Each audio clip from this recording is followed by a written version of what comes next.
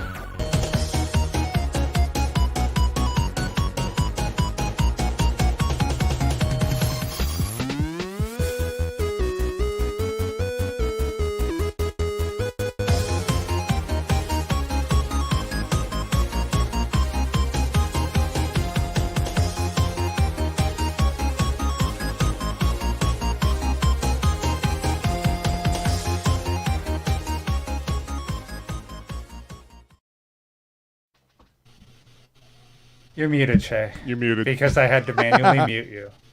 I don't know what's up with my StreamYard, but every time I launch, it shows us, and it doesn't show the intro video for, like, about 30 seconds. You need to reboot. It's not that. My computer has been off for a month. When that was happening with me, it was because, if you recall, on my shitty Chromebook, I had about 3K of video RAM. So buy me more RAM is what you're saying. Got you. Update your video drivers. Anyway, hi everyone! What's up? I missed you all. Yes.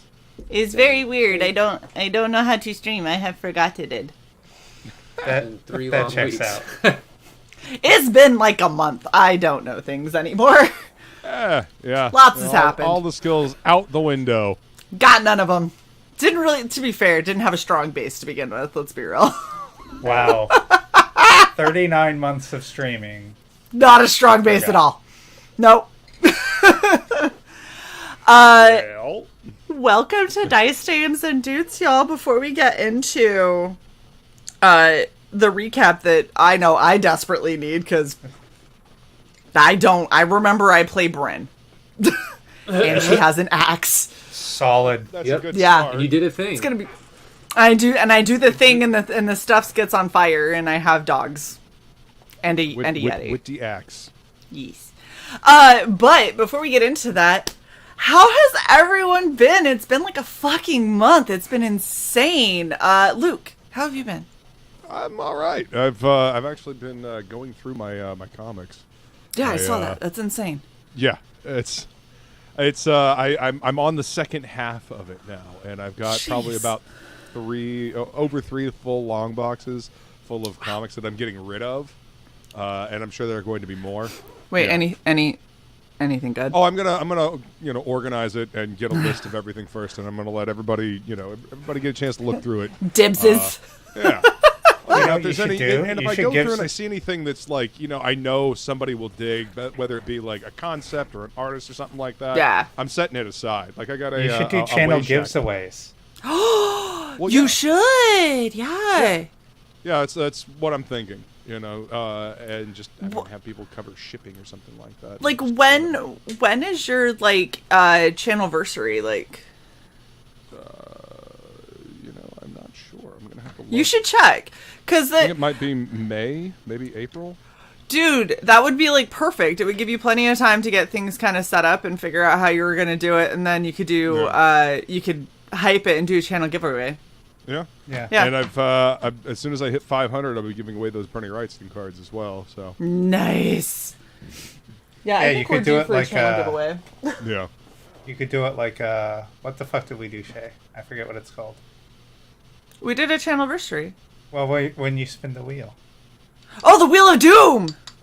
Yeah, that's kind of what I did when I gave away the cards. I The found, Wheel like, of a Doom little- was a bad idea. When you don't do Wheel of Doom with 656 and alcohol, because it No, Oh, not that. yeah. I meant... I know, but it was the same thing. Holy shit. It was the same thing. I just when it was the Wheel of Utter Doom, it was all of our names and spinning for shots. And Utter Doom. That's when yes, that's when Shay decided that she no longer likes sangria.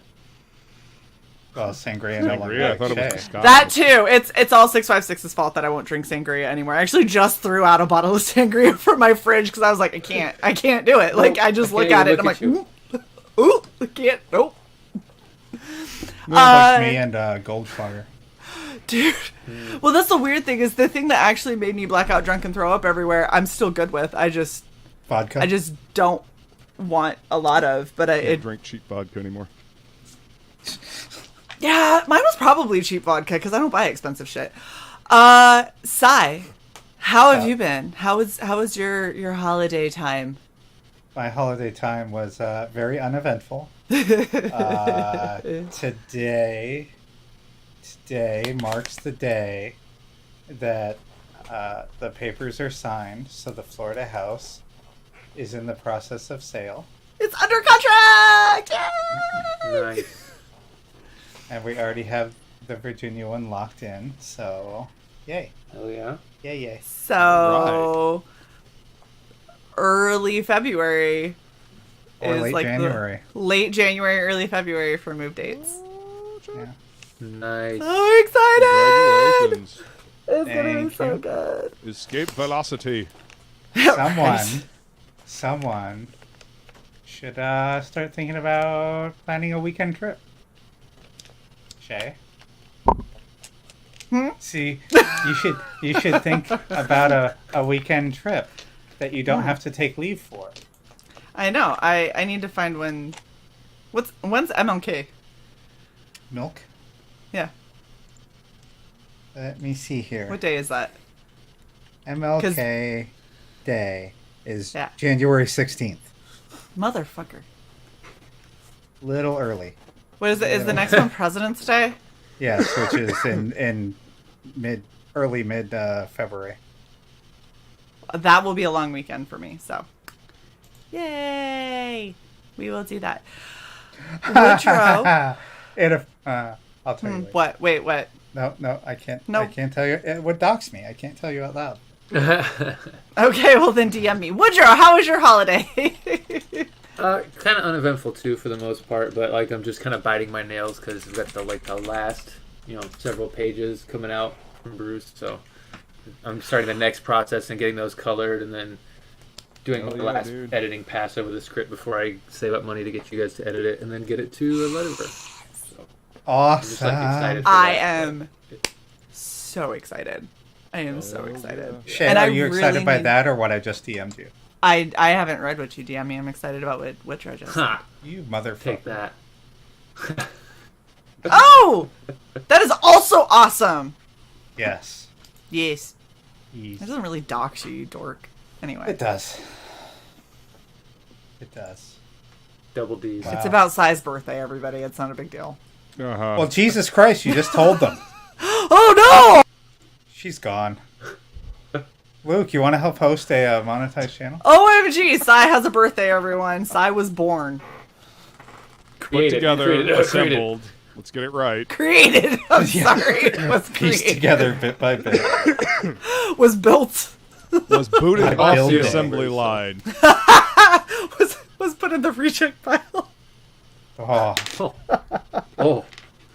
I didn't say it. I know, I did. I'm very proud of that, actually. homos. Yeah.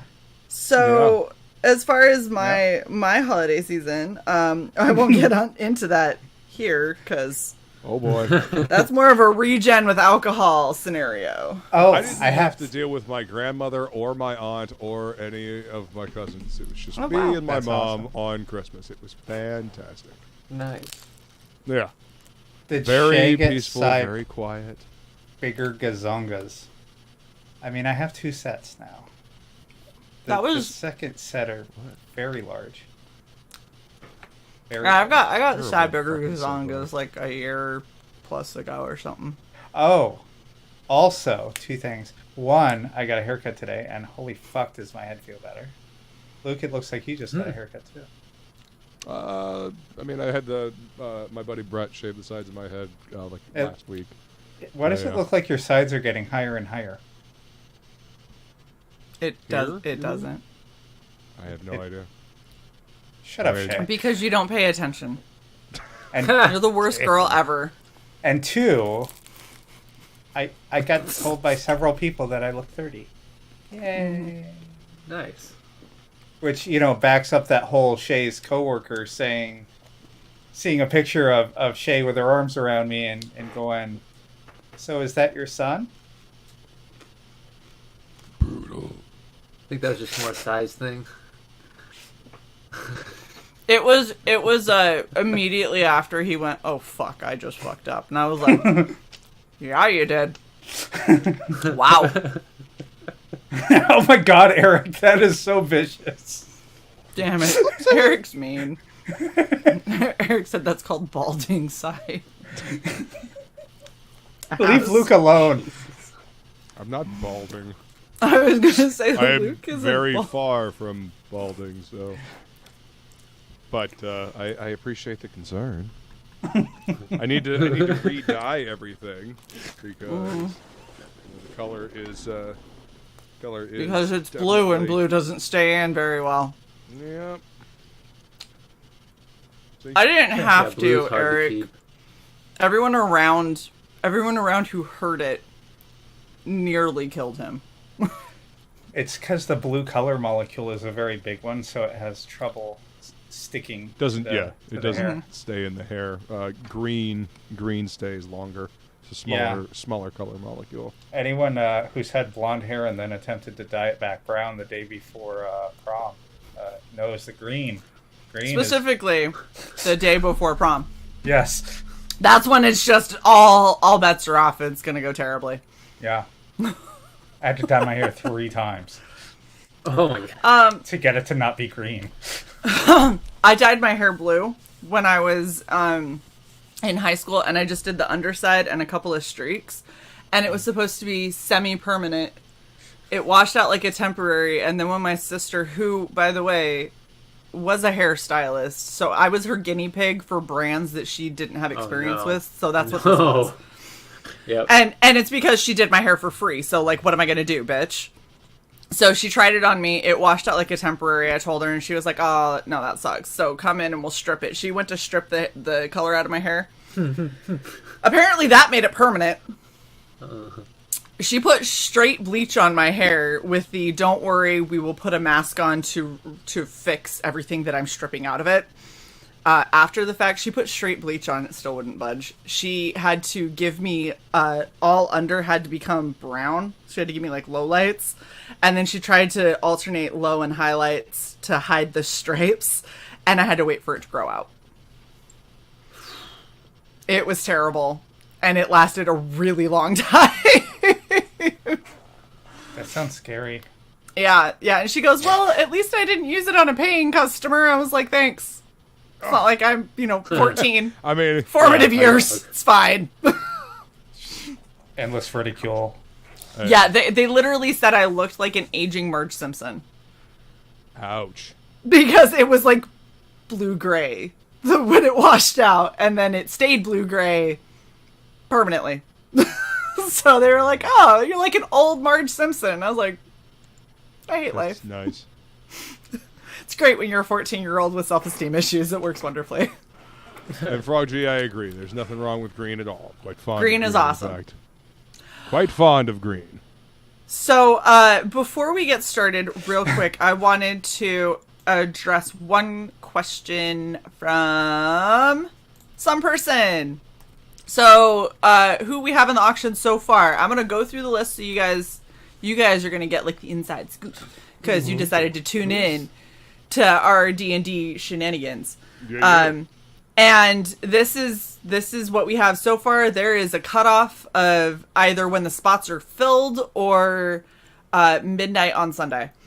So if you know someone who wants in, who isn't on this list and hasn't talked to me yet, tell them they need to get on it because I had like 5 people reach out to me today. So we've already got a lot of people who've joined. Currently, from 11 a.m. to 2 p.m. Eastern, we have Jason Bascom, Luke Stone, Nerium, Sean Howe, and Dan Plagle. There are 3 spots left there. The 4 to 7 p.m. is entirely full and has been for weeks with Rod Looper, our very own death metal hero, Mike and Selena Murphy both, Christy Shin, Mike McMahon, Shelby Robertson, and Reenie. And then 9 p.m. to whenever the fuck we finish. Currently, we have Mr. Rob Willis. We have our very own Frog G. Super excited for that. And we have Ryan James. So there are 5 spots left in the 9 to whenever. There are 3 spots left in 11 to 2. And it's either when they fill or midnight on Sunday because I have to lock down the list and I have to get the graphics started. So if you didn't hear somebody on there, there's a couple people who seemed interested that I'm still waiting to hear back on. And I'm going to drop names because it sounds like fun. Potentially Kenneth Rockfort. Not sure if he's going to be able to or not. Maybe Bud Root. Don't know. Maybe a couple other people who are debating back and forth. But if you know anyone who wants to be in on this, tell them that they need to reach out to me before Sunday. The auction is the 14th, next Saturday, starting at 11. So, gonna be awesome. Indeed. All right, are we ready to get this shit going? Get Yeet. this shit. Let's do Going. this. God damn it, we're on the wrong thing. Hold on. Oh, Okay. Wait, what's going on? What? I'm right. Wait, What? are you doing the thing? No. Oh, okay. I'm doing Music. this. Oh, okay, that's not fun. Last time I was on ready. Nice Things and Dudes. The party started forming the foundation of a plan to escape the Gameverse. Thanks to Kirby's Manos code, the party had been infected with a malicious virus that causes their connections to the Matrix, to this Matrix to glitch. To cure themselves, they need to find the viral strands hidden in their coded DNA, one of which is in Kirby's old game Avatar. Currently, the party is planning to help the rebels secure this sector of space near their HQ. Needing troops, the party intercepted a slave transport carrying Bach's brother and a band of Orokai and Minotaur laborers. After an intense battle for the ship, the party took control from the Elvish High Crown, but still needed to gain control of the slaves. Bryn took it upon herself to challenge the leader of the rowdy orcs, while Dis cleared the ship of Scion troopers, and Kronos plotted a course home to the rebel base. And that's where we last left off, as you guys had just warped out of the combat zone before the backup Yeah. was able to arrive. Yeah, I remember reinforcements were coming. And All right. I'm gonna lose my shit, Shay. What's up, Woodrow? No, so basically, you guys are headed on your way back to the Rebel HQ. Samina and her 2 barbarian cohorts are with her on the ship, the slave ship with you guys. Samina's flying the barbarian ship above with the other barbarians. You have the Death Spider, and then I think your ship was docked, the gunship, right? Was docked to the gunship. So everyone all taken care of there. You notice on Samina and the barbarians' faces, they're sort of starting to get this like look of like this lethargic look on their faces, like on the corner of their eyes and their mouth. You can see like fungus is starting to like grow out and spread out little different types of spores. That's gross. And then I'm keeping my armor sealed. The orcs are talking about the battle with Sudak and Bach. They're down there sort of telling stories and stuff, and Bach is kind of showing them the battle of you guys taking the ship through like what was been recorded and stuff like that. But other than that, you guys have about an hour and a half before you guys get back to the base. If there's anything you guys want to take care of or have ready when you get back, but other than that, travel is going to be okay. You don't have to roll anything or anything like that. You guys did that last session. I'm going to make a suggestion to Kronos. Yes. And I'm gonna do the same myself. I would suggest that we attempt to at least get working on repairs for our respective ships that took a shit ton of damage. Yeah. That was actually my first priority when I got back, because the 89 hit points that I have on my ship tell me that that's probably a good idea. Duct tape and baling wire. Hey man, it Bubblegum! works. You know, fucking super glue and MacGyver duct that tape. shit. Yeah, seriously. If you can't fix it with super glue and duct tape, then it can't be fixed.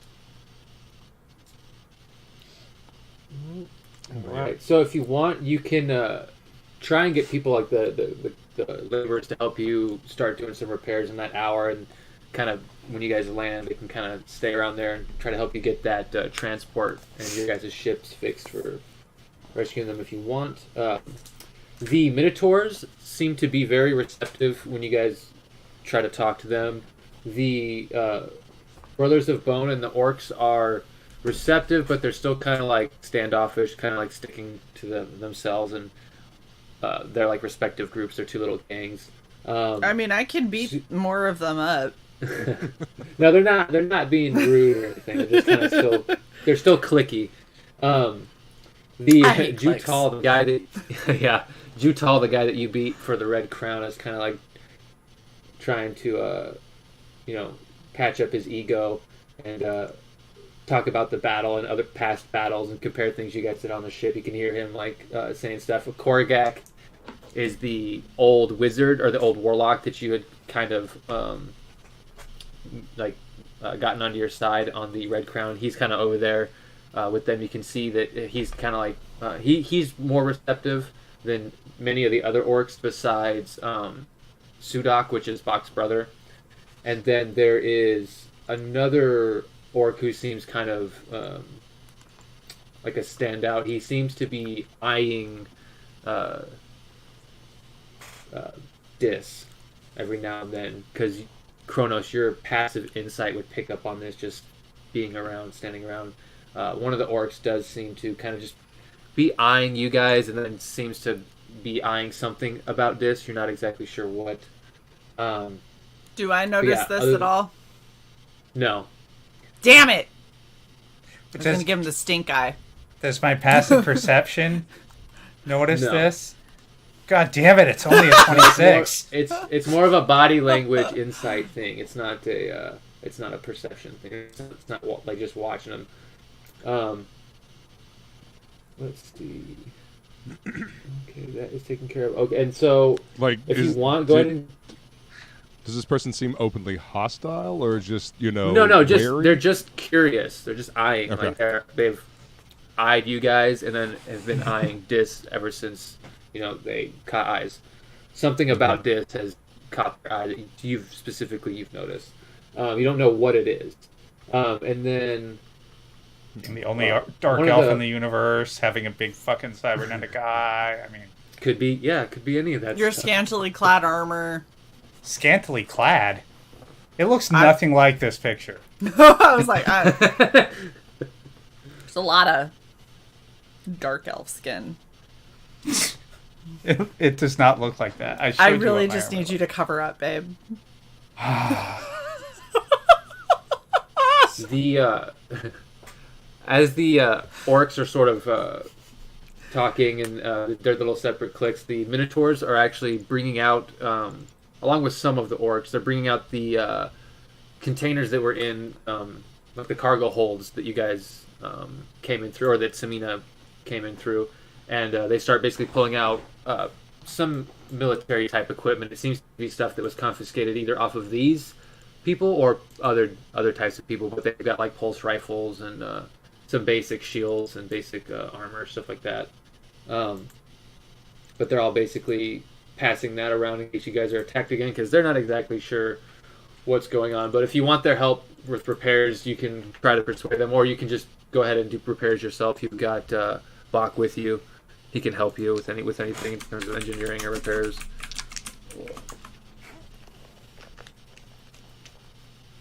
Okay, you said those are you said the Minotaurs were bringing out equipment. Yeah, like some of the equipment that had been confiscated from whoever these High Elven crowns have been collecting up and gathering. All right, They're I'm going gonna walk through the over stuff and taking out what and they find as weapons. Yeah. I'm gonna walk over there and see what they're bringing out, and see how they're doing. See if they got any good shit. Well, just see how they're making out, though. You know, after being released, what their I'll, plans are. Also, they have a I'm place gonna they need to go. I'm gonna send to Kronos while I'm making my way to my ship so that I can start gluing it together. Find out if they have any grenades. I seem to have used quite a few of them to get those fucking bugs off of us. Yeah. What was it? Does there seem to be like a leader, or are they all just kind of like standing around? So when you go up to see specifically the ones that are taking out the boxes, one of them who came up to you before and introduced himself as a Kondo fire totem. He was one of the basically the leaders of the burning horn. Is there. So anyone who's part of that tribe of the Minotaur, he's basically their leader. There's some Minotaurs there that aren't, affiliated or whatever. Same with the orcs, but most of them are. And he kind of is like, he sees you coming and he's like, thank you for rescuing us. We're just going through seeing if any of our personal stuff is still here. It seems like some of it might be, but I don't know exactly who all this stuff belongs to. And you can see there's like mining equipment. There's like all kinds of like random stuff. There's clothing, shoes, and but they're trying to go through and see what they can use from it. There is some weapons and power armor that they're taking out of it. And they basically say when you ask them, like you said, you wanted to ask them what their plans were. Yeah. He basically says like, as far as I know, we're gonna try and hitch a ride back to Terrace and defend our lands from these High Crown taking any more of our people. But why are you have anything else in mind? And he sort of like cocks an eye at you, and you can see that he's picking up something from you. You get that he probably has a high insight too, based comparable to the other people here. How'd you like to get a little payback? Maybe strike a severe blow to these bastards and keep them from doing this to anybody else. Go ahead and give me a persuasion check with advantage for the specifics. Strike a blow. Not sexually. Why not both? Terrible.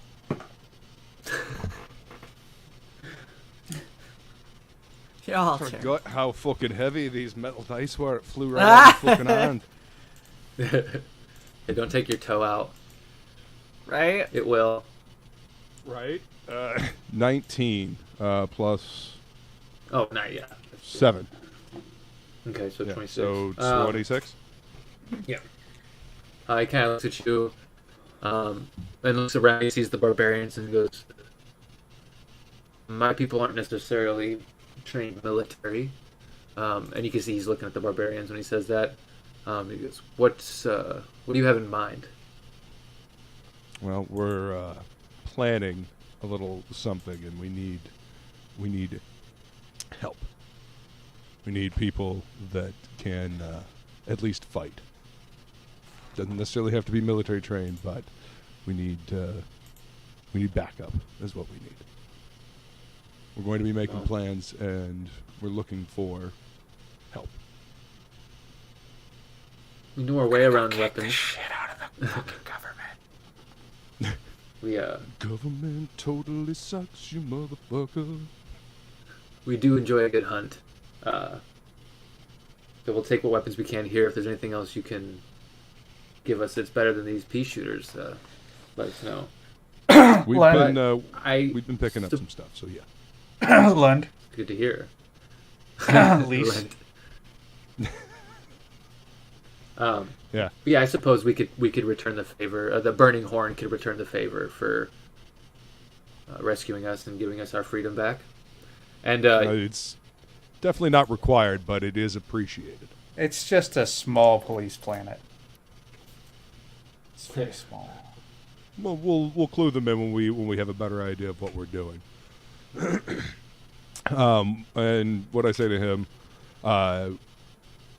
any ideas on how best to perhaps enlist the rest of the Minotaurs and perhaps persuade the rather stubborn orcs over there Well, they're queen. Yeah.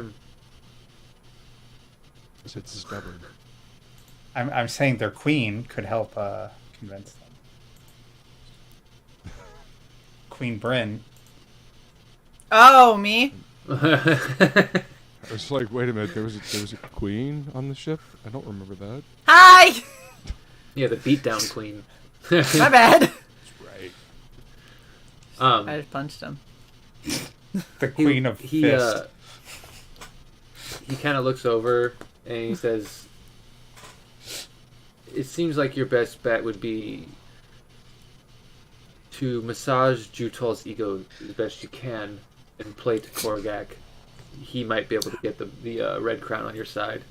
But the Brothers of Bone, it seems like you already have good standing with them." He looks over and you can see that Bach is like talking to Sudak and some of the other Brothers of Bone, and they're sort of like just chatting it up. And he says like, Brothers of Bone might be your best bet. Them working together might not be advised, but who knows? Yeah. Stranger things have happened. Yeah. I appreciate the insight. Thank you. Is there anything? Find whatever you can. Gear up as best you can. When I have more information, I'll come and talk to you again.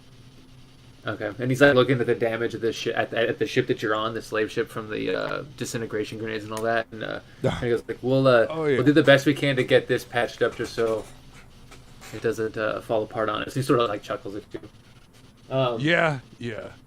It's what I was gonna go to work on. I was gonna Don't talk use to that Bob. elevator. Oh, right. Oh yeah, the door is the red, or there's like a little red on the pad, a little red light, and it's not gonna open. It's locked.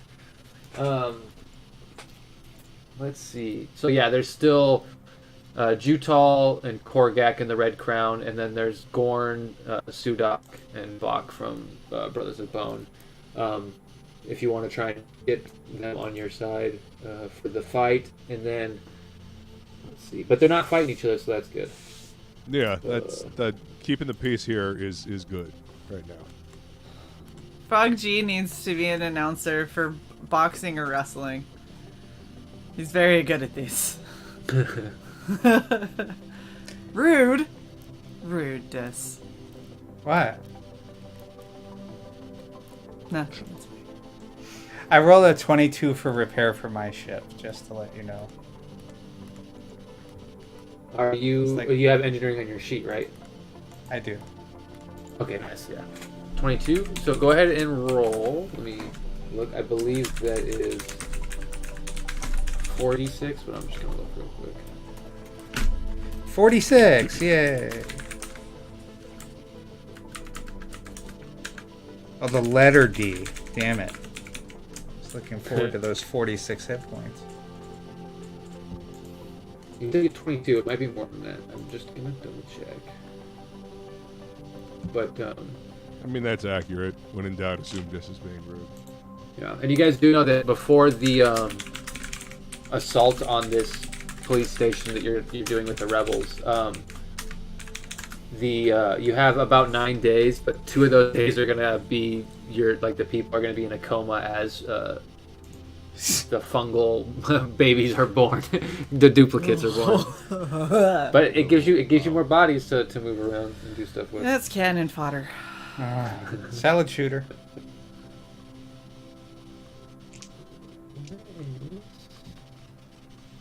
Can't believe I only have 46. I have to have more than that. Some of my dice spilled out. Uh-oh. There's a You go to move some furniture and you'll Oh no, find it's 68 plus your ship's con modifier. Oh wow. 1, 2, 3. Yeah, as long as your ship has hits, you can do that. You can use your damage control systems to help repair your ship. Cool. 5. And then as soon as you get to a base, you can actually like repair your hull and all that. Cool. Did you say There's no 68 breaches. plus my con modifier? Plus the ship's con, yeah. Alright, so Probably like 5 or 6 or something. 10, 11, 18, 19, 20, 21, 22, 23. That was 5. Oh, nice roll, mate. How many did I say before that? God damn it. King League. Thank you, 1 Leek. plus 6 I is appreciate 31. the bless you after I sneezed. Bless you. Walking over to talk to Bach and his brother. You can I'm see using my great Bach- axe to pick underneath my nails. You can see that Jesus, you lose a Bach hand. and his brother, they seem very, very happy in this moment, and they sort of look over as you're walking up, and they just you can see that their face is just beaming. Yeah, they're just kind of sitting there, and Bach's just kind of stumbling over himself when he starts to try and thank you. He's like, I can't thank you enough for doing this. I didn't think it would go this well, honestly. I thought. I mean, given our history, yeah, this could have gone sideways in so many different ways. So yeah, Motherfucker, we do great. yes. Wait, would you we say have a Bach tendency- is glowing with happiness? Beaming, yeah. Like a certain pregnancy glow? Stop it. It's funny because there is like fungus kind of growing out of the side of his mouth and at the corners of his eyes. No. There isn't any herbicide stockpiled on the ship, is there? You cannot herbicide the people. Shh. Shh. Just let They, them give birth to their weird little plant babies. Nobody's allowed on the ship at all. Nope. Nope. Double airlock. You go through And, a complete scrubber. I was thinking fire. Yeah, might be a bit much. I mean, So, would it though? saying to Bach, what do you make of the situation with the other? What did you call the other tribe of orcs? The red ones? Oh, the Red Crown. Red What it Crown. is. What's the situation with the Red Crown over there? Are they going to be a hassle to work with? Would it be better to, send them on their way with our blessing? Or So can they be of help? We're happy that you're here. Honestly. Now get the fuck out. as Bach, Yeah. as Bach begins to answer, you can tell that just from the passive insight that he's speaking from a bias, and he's saying that I think that they would be too much of a liability to bring them along in an actual planned tactical endeavor, but The Red Crown. No. especially look, if we had our people I'm with waiting. us that could cause hostilities, and unless something drastic is given or promised, I don't know that I would be comfortable fighting beside them. But this isn't my call. I'm not a tactician. I am an right it isn't. just shake them up and point them at the enemy. Ah. Well, that's what I'm saying. We send them, we give them some marching orders and send them to do their thing, and have them, meet in the middle, classic pincher maneuver or something like that. Are you saying pincer maneuver? Yes. Okay, it sounded like you said pincher maneuver, and It's the And same I thing. just- think. I'm good I at just- that. I can I pinch so imagine- good. I imagine this little barbarian with a So- crab hand going. Pincher maneuvers. So, essentially, what you get from asking him and kind of looking at the other, you could just get the Brothers of Bone on your side right now by saying, yeah, no, fuck the Red Crown, we'll drop them off or send them on their way or whatever. You could just get them on your side, or you could use persuasion or performance or some other kind of skill to try and win them both on your side. That's up to you. And if problems arise on the battlefield, that'll be based on whatever you roll and your persuasion and the planning of the battle and all that stuff. So All right. Well then. So problems arise, and we scream at them, "Hey, knock it the fuck off!" and hope that it was intimidating enough. Essentially. Yeah. Don't make me come over there.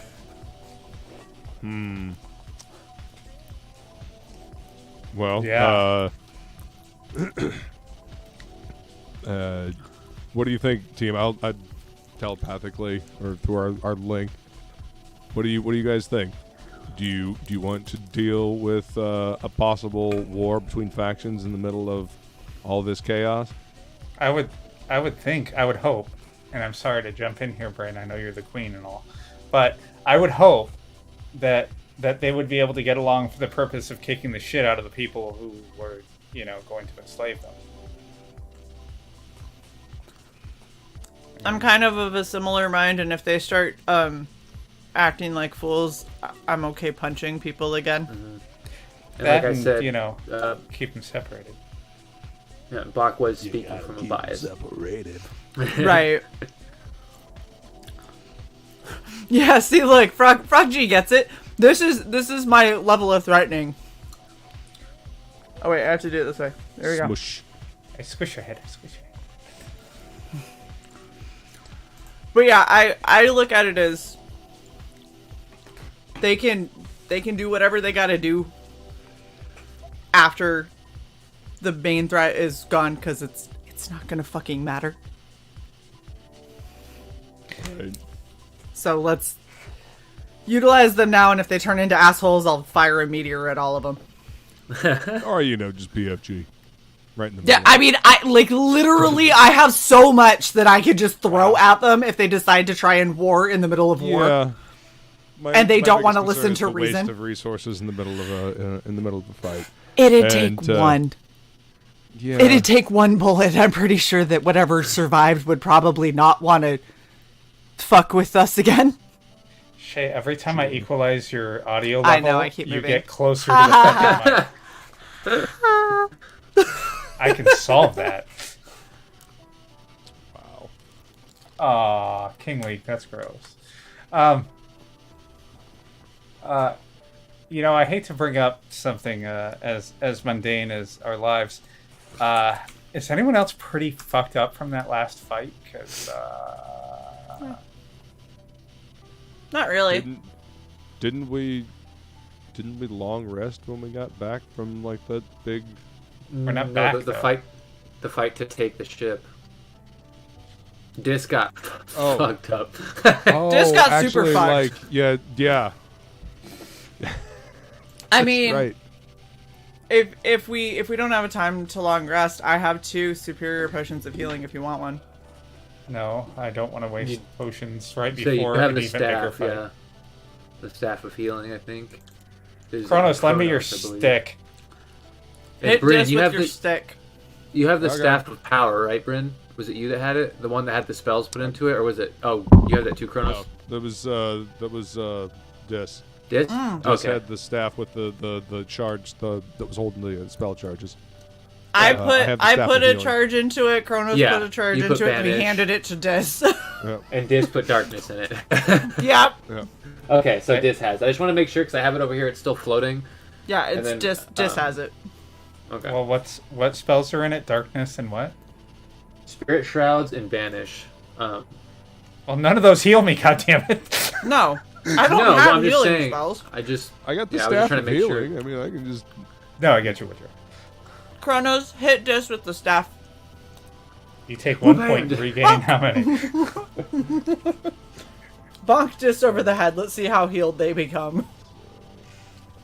That would be a very satisfying way to cast heal, though. I mean, it would feel. Wouldn't it? great. It would You're feel like, so great. Bam! Like, you take 1 point of damage. Where does it hurt? You gain Whack. 20. Ow. Yep. You gain 20 HP. Enjoy. Well, it's gonna hurt. It's gonna hurt for literally an instant, really bad. And I'm gonna feel great too. It's therapy for both of us. Hold on, let me whack you in your compound fracture. It's gonna keep me from killing you. Let me knock that and- bone back in. It'll be fine. All right. So what do I roll? Like if I was gonna cast 4th level Cure Wounds. That's what I have to do with this in thing, D&D right? Yeah. So it's the staff of healing. Yeah. cure wounds is at 3d8 plus 1 per level that you're upcasting. So it would be if my D&D Beyond was open.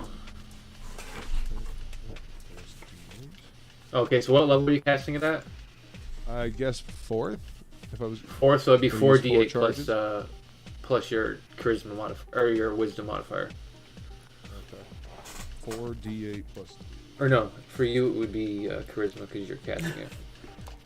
We're so good at this. If it Hey, we haven't done this in a while. would it be my wisdom modifier? Because I have a +6. I mean, if I hold the stick. You put your hand on it while he hits you. All right, so 4d8 plus what? Your charisma. My modifier. modifier. Okay, Because you're using the staff. you're- so Beard. plus 5. 48 plus 5. That's 53. Yay! I always hear that too when people say like D8. Yeah. I always hear it.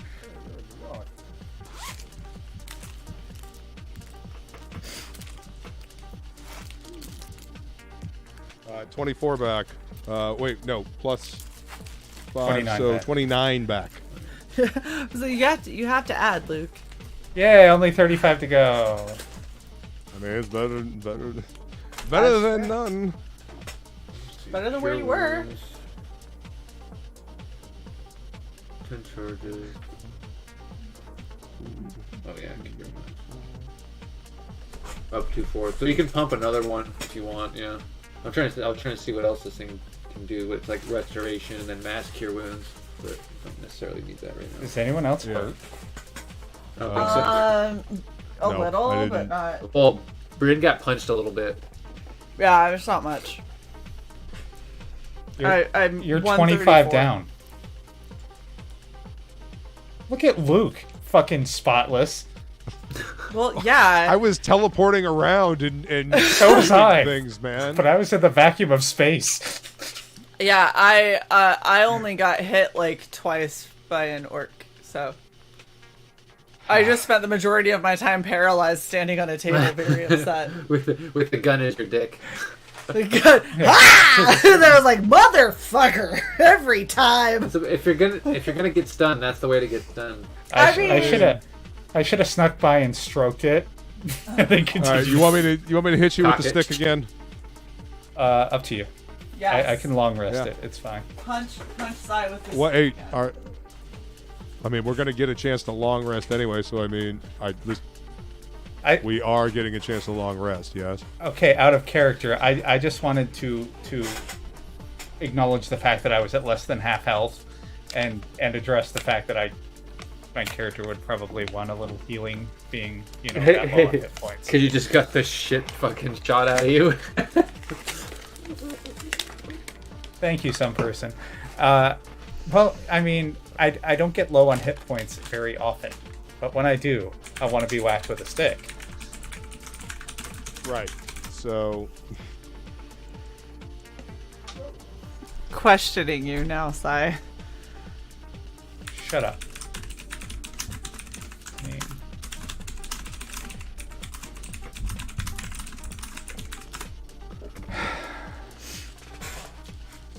It's the most indecisive group that has ever grouped. okay, how long No, that's not does true, each that's repair right. attempt take, I know. by the way? It's an hour, so you guys basically got that Another 26. There you Oh, go. thank you. Appreciate you. I'm over 100 now. That's good enough. All right. Because you guys are like actually Staff of repairing getting the away. holes and shit. You're not just doing damage system rolls for like temporary hit point gain. You're actually like trying to fix it. So it's about an hour. So you get that back, but you can do it like you can spend more time doing that while you're at the rebel base and you have all the resources Yeah. there. Well, I wanted to reinforce the hole where there were hull issues. The systems can be repaired once we get back. Understood. I wanted to band-aid. You had to reinforce your While Yes.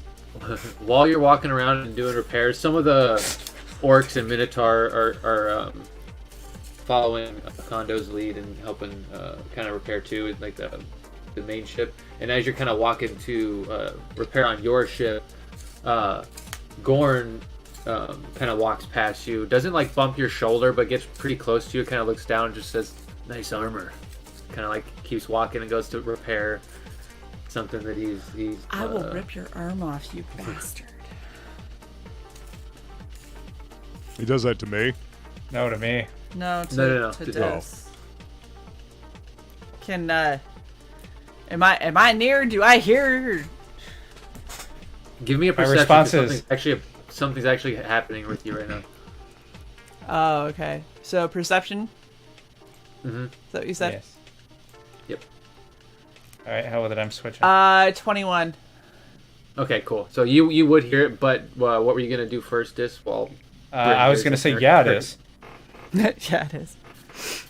It's definitely some impressive hardware, and it kind of just goes back to.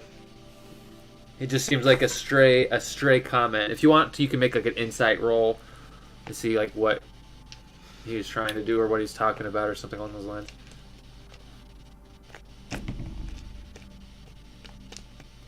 To Dis or to me? Dis, right?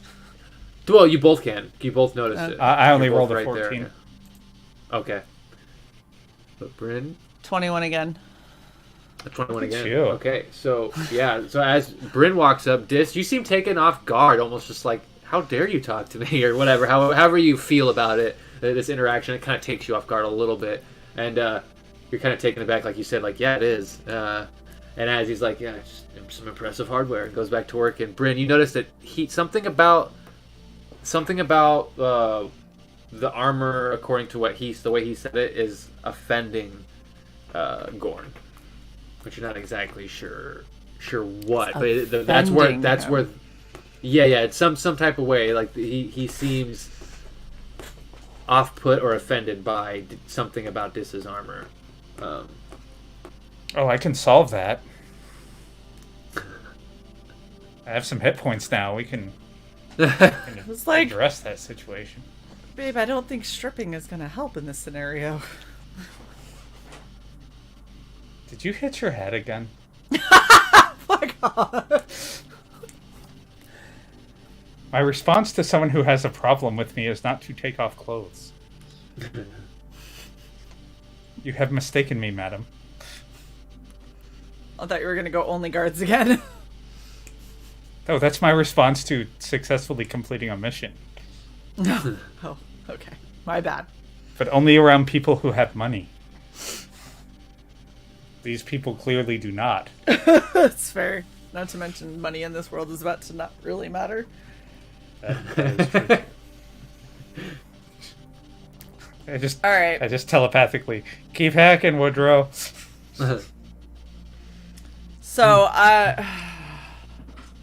So noticing that something offends him, I just telepathically say to Dis, do you want me to rip his arm off, or?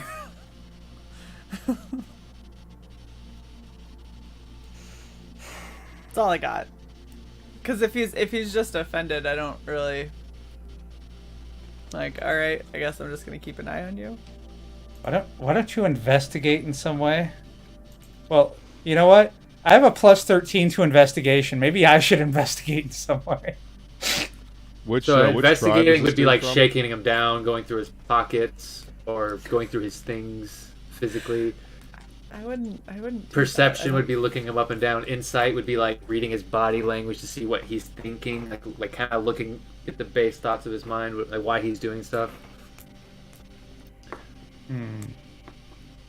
Or you could Can I? just write Okay. it off Can I? as Can I just go to him and be like, "Hey, you good?" he kind of Just like as a very general, open-ended question.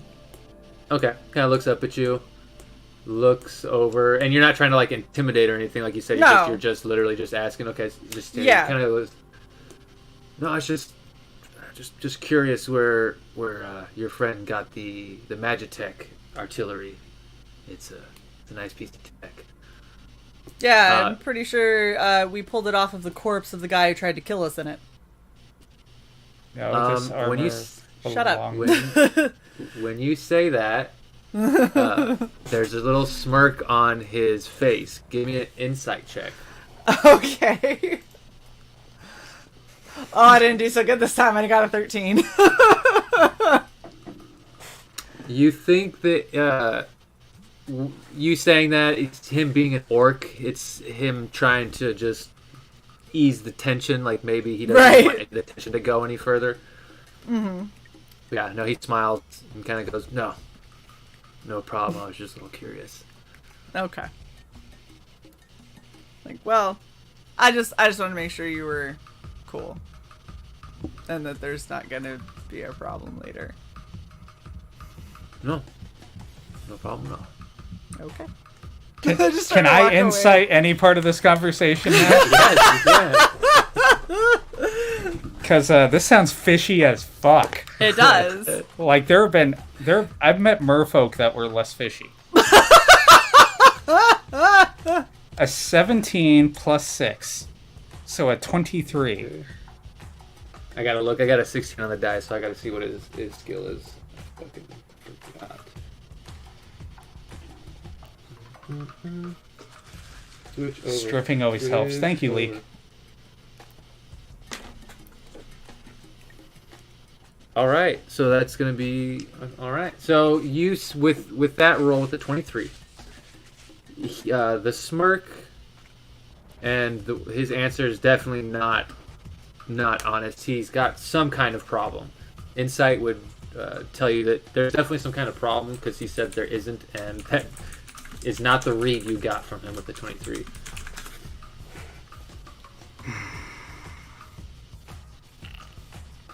Sorry, I'm filling my vape.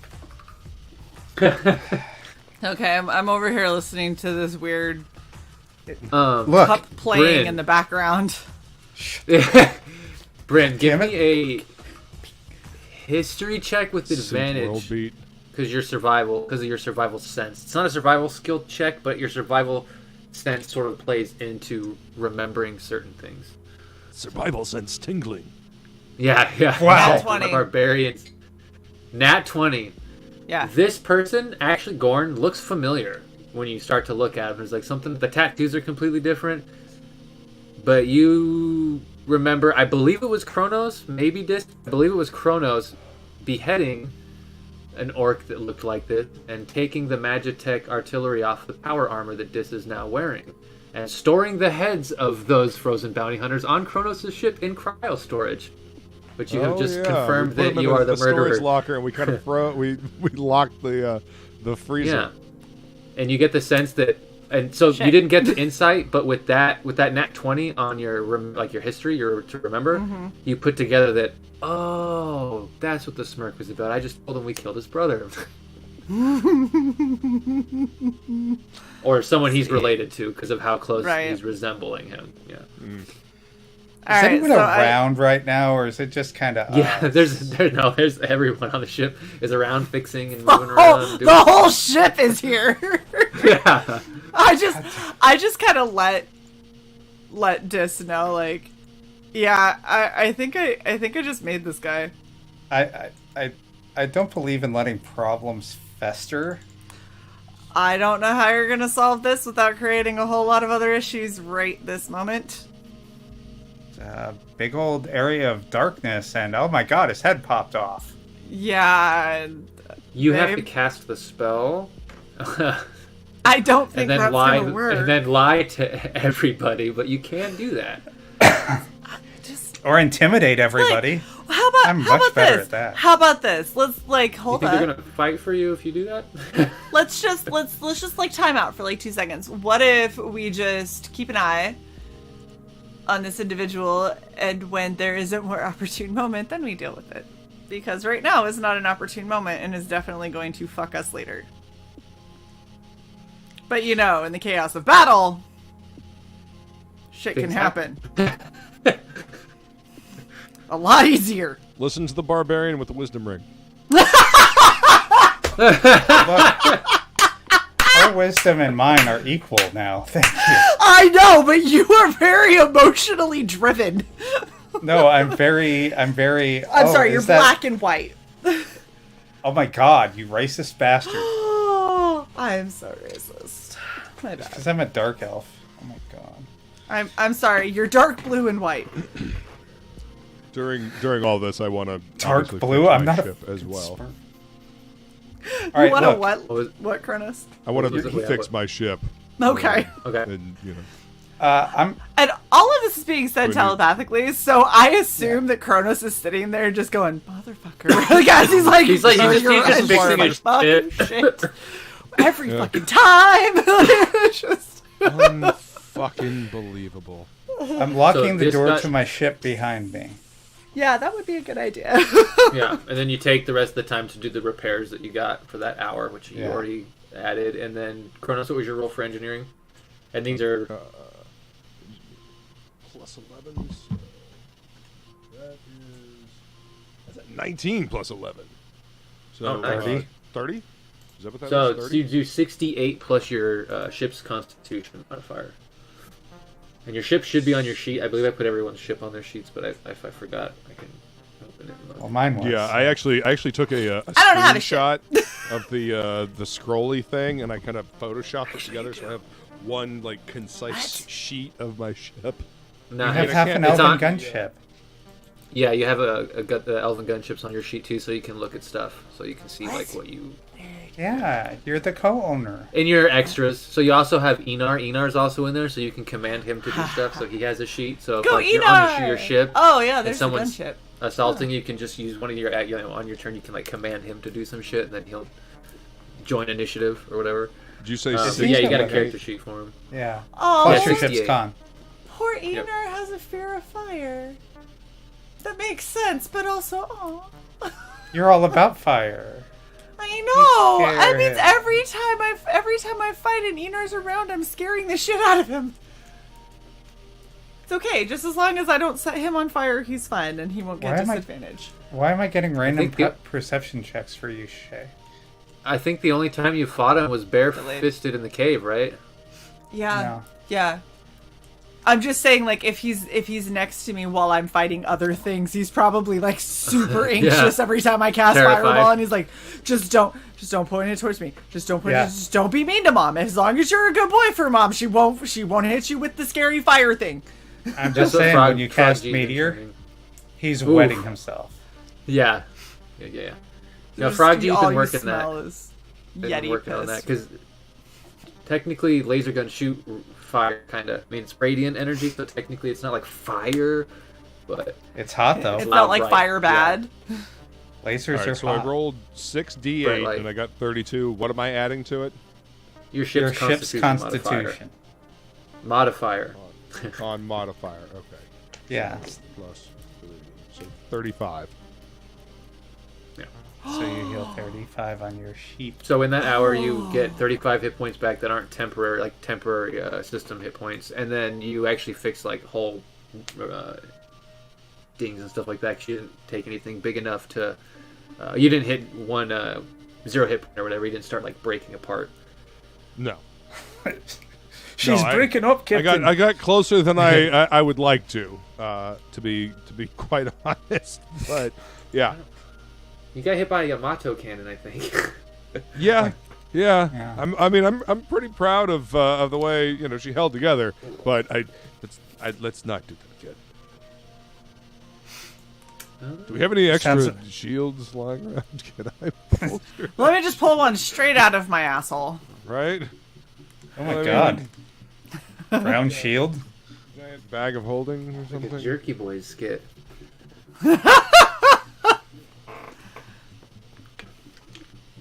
Okay. It's a I'm, reference that I'm no changing. one got. Yeah, not at all. I'm changing the genre. Well, no, It's not the moonshine, some person. It's just seltzer. the mood music that we're listening to. Ah. We're now going with Restless Cats? Running. Restless Restless running. running. Yes, this is called Lonely. LONE space LEE. Lonely. Oh wow, very clever. Yes. Look, Um, it's a subscription service that doesn't charge a lot. Okay, where we I'm not We blaming. don't I'm not judge. judging at all.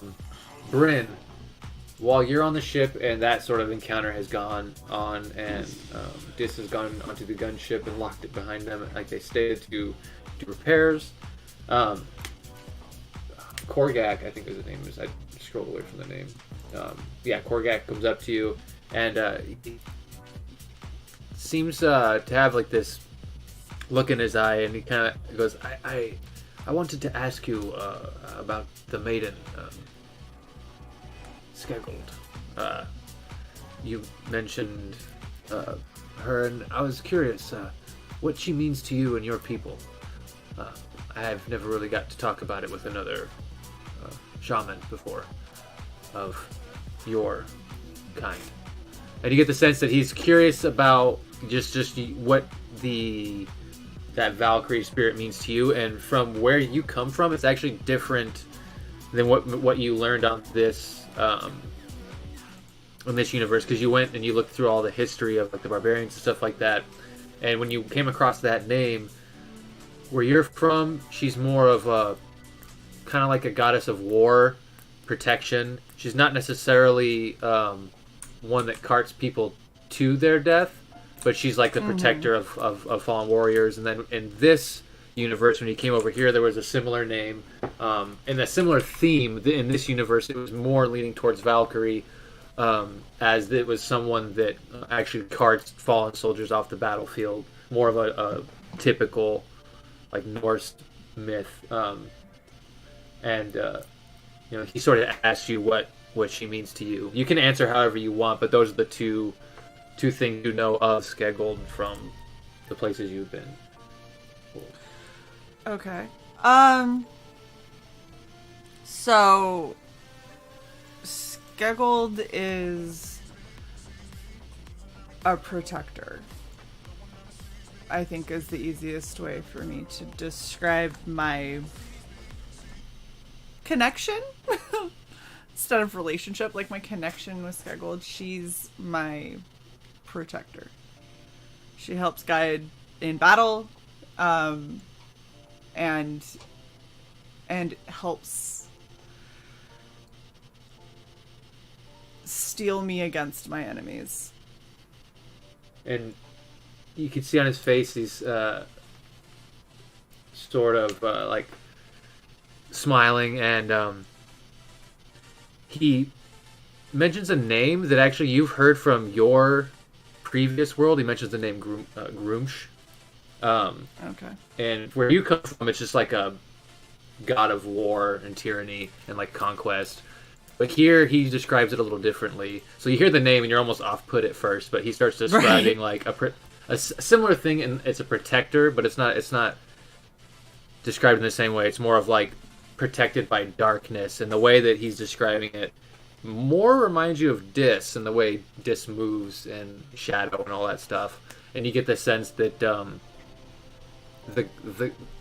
these names or these entities that I don't know if you've talked to Dis in this world about like Dis's faith with Zinzarina and stuff like that, but there seems to be archetypes that these things fall into, and kind of it seems to be one of the consistent things for your like growing into reality or finding things to anchor onto as a grounded things to hold on to. That seems to be one of the things you can kind of reach towards.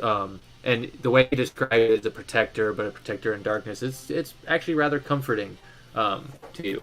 But there's a moment there where he kind of just starts going on about sort of his religion for a little bit. And then if there's nothing else you want to do in like the hour or so that it takes to get back to the base, that's basically he'll just try to keep your ear that whole time. But as Kronos, you repair your ship, Dis, you repair your ship, and Bryn, you talk to Korgak. You guys basically get back to the rebel base, safe and sound. Ship's not completely falling apart in transit. Yay! And once you get back, you can see that the scene is completely different than last time. Last time you got here, it was chaotic. People were just stuffing their face. Now people seem to be slow. Some people are just gone and sleeping and laying down. And then when you guys come back, you guys land in the back hangar, the hangar that you guys had cleared. and the orcs and the Minotaur basically stay on the ship and kind of keep putting it together. You can see they're sort of timid. Most of them are timid about leaving the ship. But the ones that come off with you guys are kind of like the main ones are not Gorn, but Jutal, Korgak, Sudak come off with you with a couple scragglers, and a Kondo, the Minotaur, with a couple of his scragglers. And yeah, they basically follow you into the rebel base. And like I said, you guys have essentially a week to decide what you want to do or to plan, but for the moment everyone seems to be lethargic and finding a place to lay down. But yeah, the rebel base is yours. Can we get a count of I guess how many weapons it would take to arm the people that we want to arm back on that ship? So once with they were the stuff done, yeah. Once with the stuff that they were able to pull off the ship already, and the stuff that you guys had pulled from those crates of pulse rifles you guys had pulled. I can't remember where you grabbed them, but there was a couple crates of rifles. I think you got them from the temple where the smugglers were held up, where they had you had found the power armor, actually, ironically. So yeah, you guys have enough like weapons to outfit them, and with the armor that you guys have been pulling off, most of them will be armored up. And you guys still kind of have to decide what political play you want to make between the two like tribes of orcs, or if you just want to go with the Brothers of Bone and send the Red Crown on their way. You also have to decide kind of what you want to do with the ship, the orcish transport. You want to just have someone take them, drop them off on Terrace, and bring that ship back, or just give them the fucking ship and send them on their way. But yeah, that needs to be decided. And then, yeah. I mean, if we got a problem with one of them already wanting payback for his brother, then we should probably send them on their way, and maybe. Oh, by the way, mark that motherfucker before. is. Huh? Yeah, I was gonna say, if that motherfucker leaves the ship, then someone's following him constantly. He doesn't. He stays on, but he's actually part of the Brothers of Bone. Oh. He's not Red Crown, yeah. What? Look, just because we killed his brother doesn't necessarily mean he and his brother could have been on bad terms. We don't know. Yeah. True. I think the fact that he had a problem when he said he didn't have a problem is a problem. I don't think that takes rocket science to intuit Man, that he's going to be a problem. No, I like solving problems, and he's You a like problem. killing Problem things. solver. that is accurate. I forget, with the 500-foot thing, does a person have to be willing to go with me? Yeah. They So I always can't have just to. like grab them, teleport into space, and then teleport myself back. No. Damn it. That would be... You could try to build a portal gun. No, I'm just kidding. Why do you hear space porn music? Look, someone could curate some music for us that is copyright free. However, I'm doing the best I can. This is both peaceful and sci-fi space. So, you know what? I can live with it. Fine, I'll get rid of peaceful. Just riled up. Yo, shit.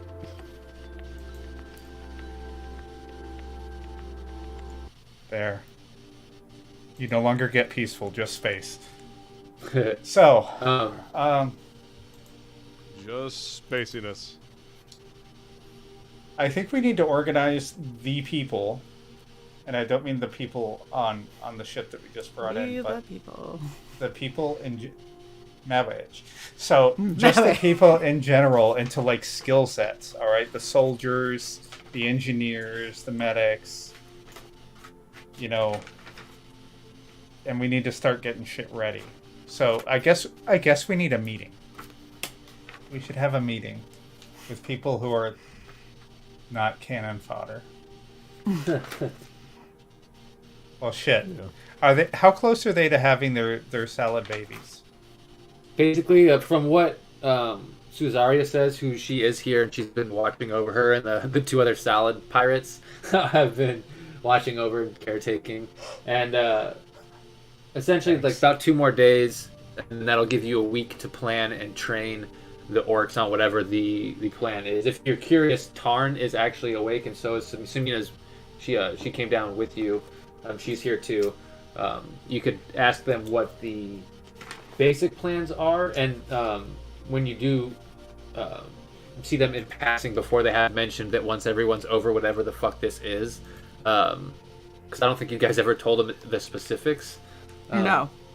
That they're gonna plan a meeting, and the only reason people aren't freaking out is because Suzaria told everyone they were gonna be fine. Is there anyone You're around? all okay. And they're like, I believe Cat Lady. Yeah, once the euphoria of the food pregnancy passed, everyone started asking questions. Look, we tried to tell them. They didn't. Oh, did we? No, you guys didn't really try. I just walked away. It was We great. we found out and went, oh good hell, Yeah. get us out of here. That's way too weird to explain. We're leaving. Nope. Nope. Just nope. Totally. Hey, look, you wanted me to be the DM. Now You you know just sound what this was. We did ask for it. Mistakes were made. Mistakes. Yeah. Let's see. Is there anyone not affected by salad babies right now? I would like It to would get. be just. It would be the people you brought back from Persine. So like Simbo and the engineer NPCs, stuff like that. I would like to get the engineer NPCs busy repairing and readying the 3 ships in our Good idea. little, yeah, because I mean it's 2 days. By the way, don't eat the salad. It's 2 days Yeah, don't touch the salad. that I don't want to The waste. Minotaurs are just looking at you like as they're putting food in their mouth. I'm just kidding. No, no one's touched anything. They're just kind of following you guys around, looking at stuff. Let's see. So you wanna get a. I want to get an engineering crew together that's not salad. Okay. So yeah, the Fuckers. basically Osnia, Lycia, Abella, the 3 engineer ladies can start doing that along with Nozark. Nozarka, she's the big Dwemer woman who's been the ship lady here, the ship repair person here. So you can get all those 4 people on it. But they're the only real ones who, because the other engineers, which is Kirby, Bach, and Percy, they're going to be focused on converting the entire base into an anchor the way Kronos' ship is. So when you guys basically transit reality, you take the whole base with you and no one gets lost. You know, so that's what this they're also focused on. means that my gunship has to be in the base. Mhm. Otherwise, it gets left behind. I'm saying it so we don't forget it. The gunship Well, I mean, has to be in the Isn't base. the gunship in the base now? Yeah, it's parked in the It hangar is right now, yeah. yes. I'm saying when the universe ends, Uh-huh. the gunship has to be in the base. Keep your arms and legs inside the vehicle for the entirety of the ride, ladies and gentlemen. Yeah. Yes. Yeah, but you guys have to basically take all your ships to the front hangar while that big ass fucking transport takes up that whole back hangar. And the Death Spider just kind of clings out to the outside because it's fucking creepy and can do that. That's. Oh. You know what? Whatever works. Big giant cosmic also- spider riding a rock through space. You do notice when Bach and Sudak go back to his lab, when they enter the lab, Percy is there. Or not Percy, sorry, Perry. Perry's there, Perry Schuler, the necromancer. And he's sort of like staring at Whisper, who's like, connected to Zalnan's head, who is Whisper is staring back at Perry. And I mean, you can assume that they're having a conversation the way it looks, but you have no idea. They're just staring at each other. It's love. And Zalnan's in a coma, right? yeah, and Whisper basically has the tendrils around his head and is kind of like suction cupped to him like a little hat, the little hat backpack. And then when the door opens, Bach is kind of like, it kind of like looks back at you guys and then looks back and points at Perry like, there's a dead person, a dead man in my lab. And Perry just kind used to it. He looks over. He's like, "This little guy here is a odd curiosity. Says his name is Whisper. He's quite intelligent, actually." And then Bach's kind of like, "Is anyone gonna explain what's going on?" And he kind of like looks at his brother and he's like, "I have no idea. Let's go get some food." And they just sort of walk away. Not salad. Anything but salad. You don't eat the salad, I'd say to his brother. Do we have any jerky left? Here, eat this jerky. we have your replicator. Yeah. Replicate anything but salad.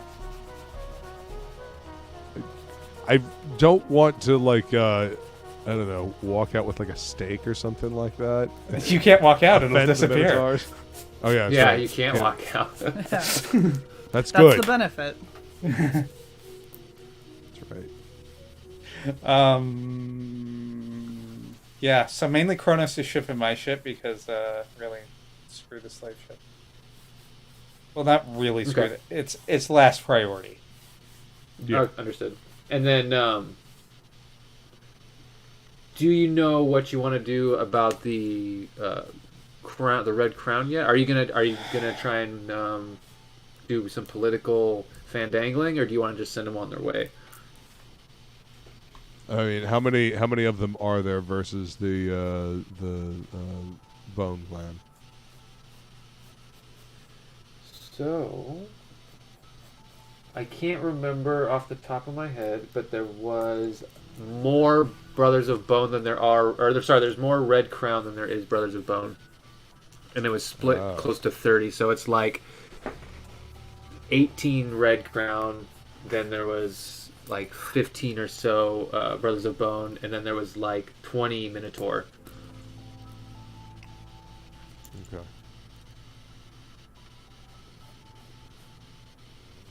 You know what? Hold on. Shay, I'm doing it. Doing it. Ah! Doing it. Okay. Hold on. Yeah, Yay. you can count 'em. Yay! It's almost like we Is that all of do them? this. Hold on. It might be. Yeah. Okay. This was from the last episode. Yeah. So which was which? The yellow was... Yellow is a Red Crown. And I didn't have the exact numbers of tokens on there. I had them written because I didn't know if people were going to get killed and shit. But no one died. But let me see. Yeah, there was like just over about 60 of them in total. So and I remember there was more Minotaur than there was Red Crown. I just can't find my numbers. I'm looking for my pages that had that staff and the numbers, but I can't fucking find it. But I rewrote the staff on this sheet. Well, if it helps, you have 20 of the yellow and 15 of the blue. Okay, there we go. And then... That's close. 18 and 15, What are so I was these? off by 2. Those are the Minotaur. Okay. So orc, It was some other orc, minotaur. Okay. Minotaur, yeah. Yeah. So we're talking about getting rid of one of the two orcs? Possibly, or trying to find a way to just get them to agree to work together for this little combat mission and then send them on the way after. Those are basically the two options that have been discussed, to my knowledge. Yeah. Okay, and which group was Gorn in? Gorn is in the Brothers of Bone, the same actual tribe as Sudak and Bach. Fuck, yeah. So as Shay will tell you, I'm horrible with names. Is he a blue, a red, or a... Blue. He's a blue. Okay. He's a blue. He's a crit. Oh, no. We're not doing that shit on this channel. Oh, sorry, this isn't the movie Bright.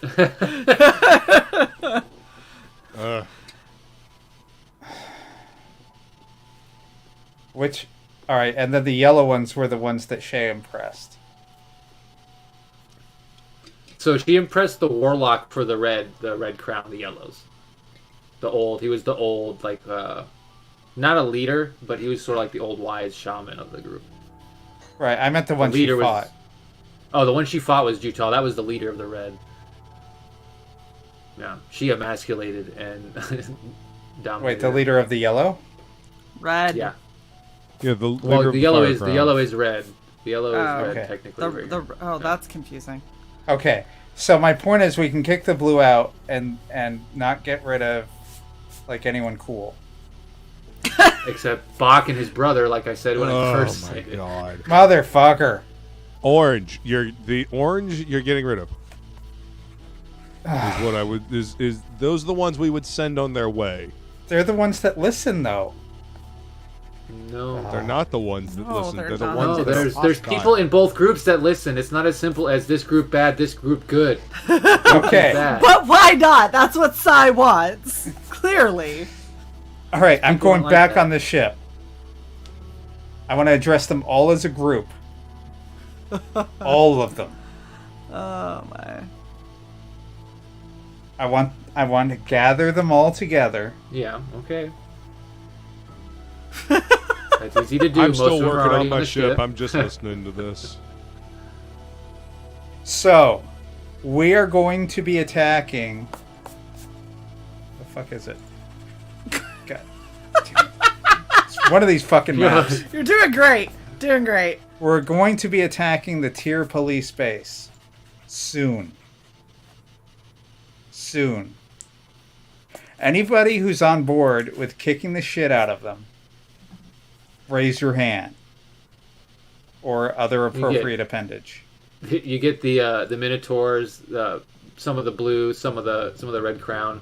Are you using just a base like persuasion? Are you trying to be intimidating? I'm about to be intimidating. Oh, Okay, gosh. go ahead and give me an intimidation roll just to get started. I'll make some checks, huh? I'm about to be intimidating, and you just have like Kronos and Bryn simultaneously go. 32. Okay. So here's your finger, Bryn. Still, that wasn't. it Leaning in wasn't that I the didn't doorway, think- having a smoke, watching this train wreck. Wasn't that I didn't think you could be intimidating. It's that when given the choice between finesse and a fucking hammer, Well, fine. you go hammer fine, every fine. time. You know what? You It's know too what? late. No, it's not. No, it's not. I can.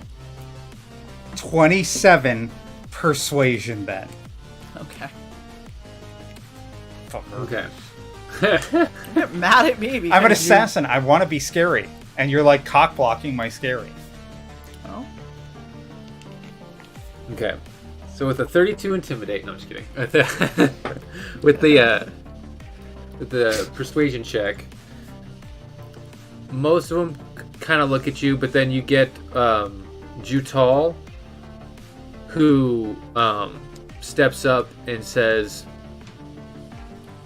"A strike on a small policing station. This sector of space.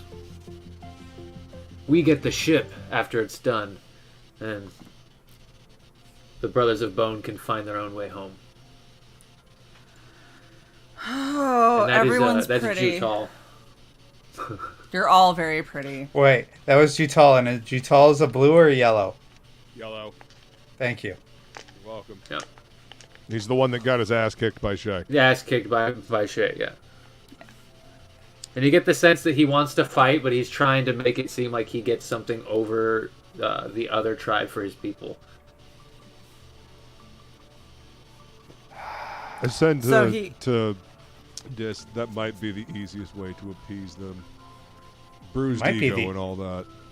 It might be, but I mean. Yeah, I mean, I guess if I slap him down again after Bryn slapped him down again, You might have more of a fight on your Yeah. hands than we really want. the Bobs. Thank you so much. The Bobs. Yeah, we went over that last time.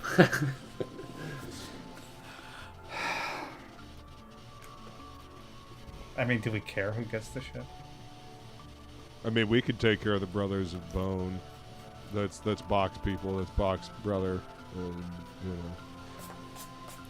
Unfortunately, that one that whose brother we killed, but we'll burn that bridge when we come across it. We got time. We got time Yeah. to deal with A him. little bit. You know. Speaking of which, did he raise his hand? I was going to ask.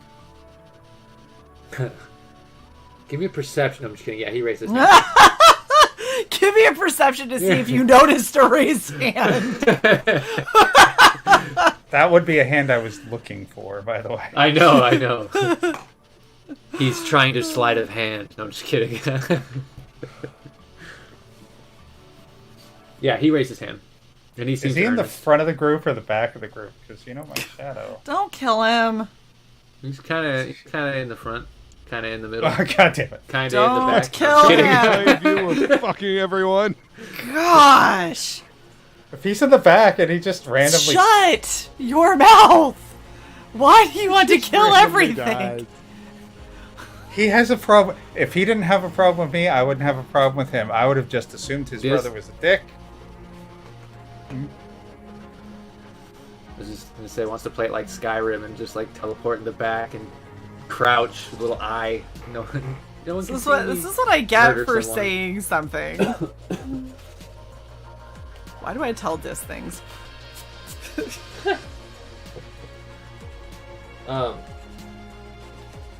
So yeah, that was Jutal's offer. They both seem like they do want to fight, and that if they do, there's more than likely not going to be a problem. It's just a matter of getting them to stop peacocking and trying to seem like they're better than each other, essentially. Because that's what's going to be the Right. Well, I problem. mean, is we what you can use see that is, to like, our advantage. Yeah, You know, yeah. rile each one up and, you know, have them, like, you know, do this job so you're, you know, Hey. for your glory, so you're better. Whoever Legolas and whoever fights the hardest and takes out the most of our enemies is the one who gets the fucking ship. There you go. And it's like, Give me and a no, perception check with advantage. taking out each other doesn't work. Yeah, every kill you get of the other band removes 5 kills that you got of Yes, of elves. exactly. Killing each other has a -5 to all of the baddies that you kill. And but every whoever friendly kills... you kill that Yeah. is not one of either of you, every friendly that you kill is minus 50. I was gonna say it's like a -20 or something. Yeah. So Who's kill rolling our perception? mutual Woodrow? enemy. Shay. Bryn came up with Bryn's the one who proposed the idea. Fuck. So Bryn, My you get to roll with perception was- advantage. Oh, okay, good. It's a persuasion with advantage. And if you want, Kronos, persuasion. you are there. You can give bardic inspiration. Yeah. I'll toss a little bardic inspiration out there. What does bardic inspiration do again? +8. A Or D8. Cool, +8 so- You roll a D8. D8. Yeah. Yeah, plus the D8. Plus Okay, 90. so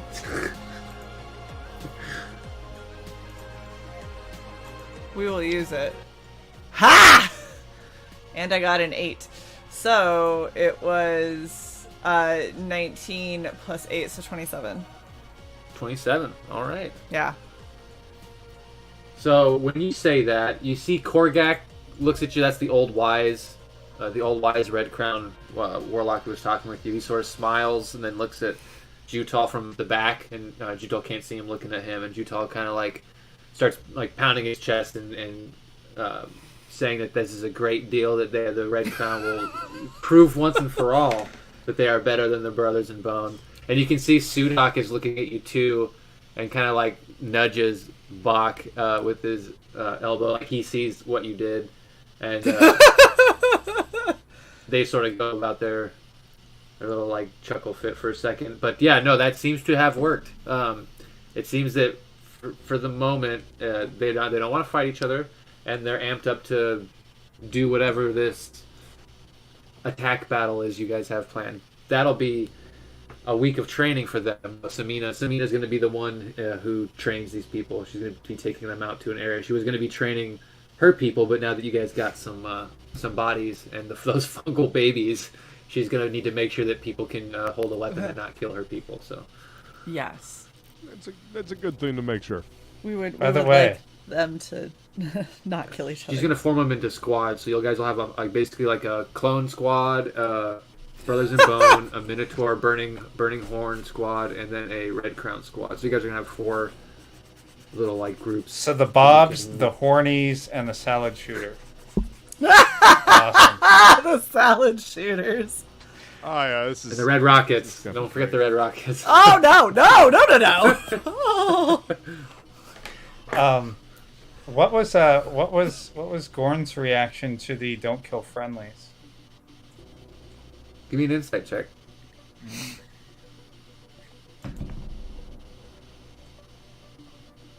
I am uninsightful. What did you get? What's your total?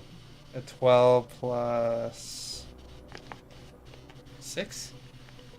An 18? I don't 18? feel like that's uninsightful. That's not bad, especially for pretty- someone who has a -1 deception. They may have a certain job, but deception is not how they get that job done. So when you say that, just watching him, knowing that you want to specifically see the reaction to that, you get the sense. It's for a moment. There's almost like you're looking into a mirror, just that glimpse of dark, murderous intent, and not caring about certain people's lives. Like you get the sense that he may have cared about his brother, maybe the way he reacted. That's what seems that you have assumed to this point. So maybe that there's like, yeah, he cares about people, but he has a killer instinct that's on par with any assassin that you've seen. So yeah, you have no idea. Yeah, the bloodlust is all over him. You have no idea what his intent is in terms of who he will or will not kill. You assume it's everybody. We need to talk to Bach and find out what this if he's What is this really... dude's problem is. No, just find out how attached he is to this guy breathing.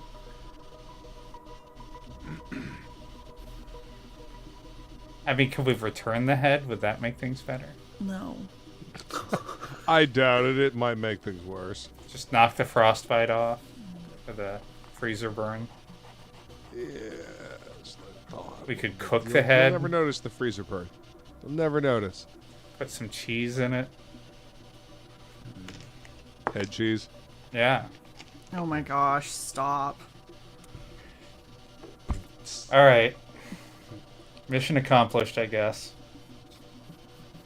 You're welcome. We both did it. Ungrateful. I'll take Bryn's hand and we'll leave. Skip away. Yes. Frolic. As you guys leave, the orcs sort of and the Minotaur begin to kind of spread out a little bit, and they kind of start asking about food, and then basically the Suzaria and the other fungal pirates will basically assist them with some food. And you guys have been told that it doesn't spread through the salad; it spreads through spores that you breathe. That is a not a worry for at least another month. I'm Hold still your gonna breath. say no salad. Just Yeah, you guys don't have to worry about eating clear. that though. But it seems like when Okay, you so guys the salad's there's no longer contagious. Got it. the salad a never was strange- contagious. a strange smell in the air, and Kronos, as you're kind of walking around, you see Suzaria coming out of the back area where the farm was, and you can actually see some cages, and you think maybe some feathers, maybe someone ordered some some livestock, and it finally has arrived. Oh shit. And then Mount it on a stick and have a little string so that the jaw moves. Oh my Hi, gosh. buddy. What's going on, guy? Or put it on the stick and have and get a little rope and have it be like a horsey. You know, like a little kid Raiding a These horsey. ideas just keep getting worse. They really, So- really do. Is there Oh, I have a anything you guys? Is there anything you guys want to do specifically over the course of the next 2 days? You could just use it to rest and get your ships back together. You already got the 3 engineers working on your ship, specifically this, and I think they're gonna work around. Oh, it for a Cronus week is and kind of first. fix it. Okay, so they'll Cronus was more fucked up, so. yeah, they'll make the By- passes by- on your by- ships, and then they'll even go work on the Orcish transport so they can, whichever tribe wins, can have their trophy ship be in tip-top shape. Those days pass relatively easy if there's nothing you guys are doing. And the I've got the brewer with me, right? Like Simbo, he's yeah. here. Simbo, yeah, Simbo's the here. Leonin. Yeah. Yeah, the Leonin. What kind of supplies do we have, and what can we make? I mean, as far as like maybe I don't know, low level healing potions or something like that. Oh, not using the dragon's blood anymore? Well, I don't have any more dragon's blood. I used. Yeah, so you guys kind of used most of the magical dragon resources. Yeah, used that a while So, back. I think you guys have enough to give Enar a meal, but it still needs to be thoroughly prepared and given to him. And you guys could have Silvar do it. Silvar made his food because he was already a cook. He could prepare Enar's meal, but it's up to Enar what stat he picks when he eats that as well. It could be intelligence. It could be maybe, but that's what Silvar got. I think it was either intelligence or wisdom, but I think it was intelligence. A lot of us got wisdom. Yeah. Then let's see. I wanted strength, then I could have been Brawlic. So if you want to use all the rest of your resources, that's what I was looking at. I was like, where the fuck was I? You can make, like, basically, this will affect DCs and stuff. So the way the squads are going to work while you guys are attacking the station, trying to do your mission on the maps and moving around your characters, the other squads are going to be doing stuff based on where you put them, on what objective you want them to accomplish. And then this will basically healing potions. Oh, the way I was going to have it is if you want to make, for the squad, it'll basically give them re-rolls. So there's certain things you can do that can lower DCs for them or give them advantage. This will basically allow them to re-roll, so it's kind of like giving them advantage, essentially.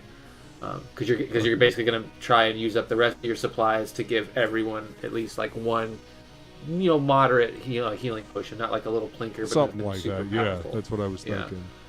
But that would deplete your supplies, but it would help on your troops' skill challenges during the assault. So, Well, I that's up mean, to you. this unit after this, the next thing that we have to prepare for is the universe collapsing. So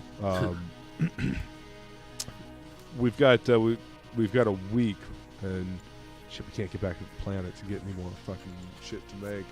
I go over to Caesarea, and she managed to get livestock delivered. See if she knows a way to get any kind of brewing supplies delivered. So the or- livestock was ordered previously before Suzaria and you guys had arrived. It just finally got there. They've been wanting meat for a while. Bach had been bugging them to get some forever, and then with Renage getting that money recently, they were able to get some. So that's why that's there. It wasn't necessarily Suzaria getting it, but if you want, you could make an order to get supplies. It would just takes some time to get there, essentially. Okay. Well, we've got you said we've got a week after the 2 days of everybody being yeah, so like 9 mushroomy and days. gross. Mm. Okay. Yeah. Go ahead and place an order for stuff then, and we'll see if Space Amazon will get here. Space Amazon. You know, Namgolg might be able to help Spamazon. you. Spamazon. Oh my god. And are you doing this so you can have reserves for after you do this, that you won't be using all your resources, essentially, is what you're doing? Yes. What I'm thinking is okay. use what Refill. I've got now to amp the troops, and then have this hopefully show up so that we have supplies to go into a new universe with. Gotcha. Understood. That's what I'm aiming for. Yeah. That's easy. I just wanted to make sure you weren't trying to get it there before the assault or something like that. No. Yeah. I'll use what I got to aid for the assault, and then this show up, after the assault, so I have, replenished stock. So go ahead and mark off. And what level healing potions? What kind of stock are you going for? Like the rare stock, or just moderate, average? That'll change the price. Let's see. Because you were lucky enough to get like that angel blood and dragon blood, but yeah. I I guess moderate would be the safest bet. Yeah. Make more of it, and it will, hopefully cost less. And you're looking for enough to make like each of you probably like 2 potions, something like that. Yeah. Yeah. Okay. All right. Yeah. That is going to be this plus this.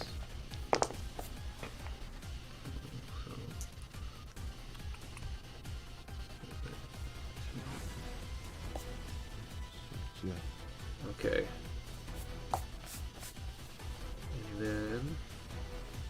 And you guys, okay.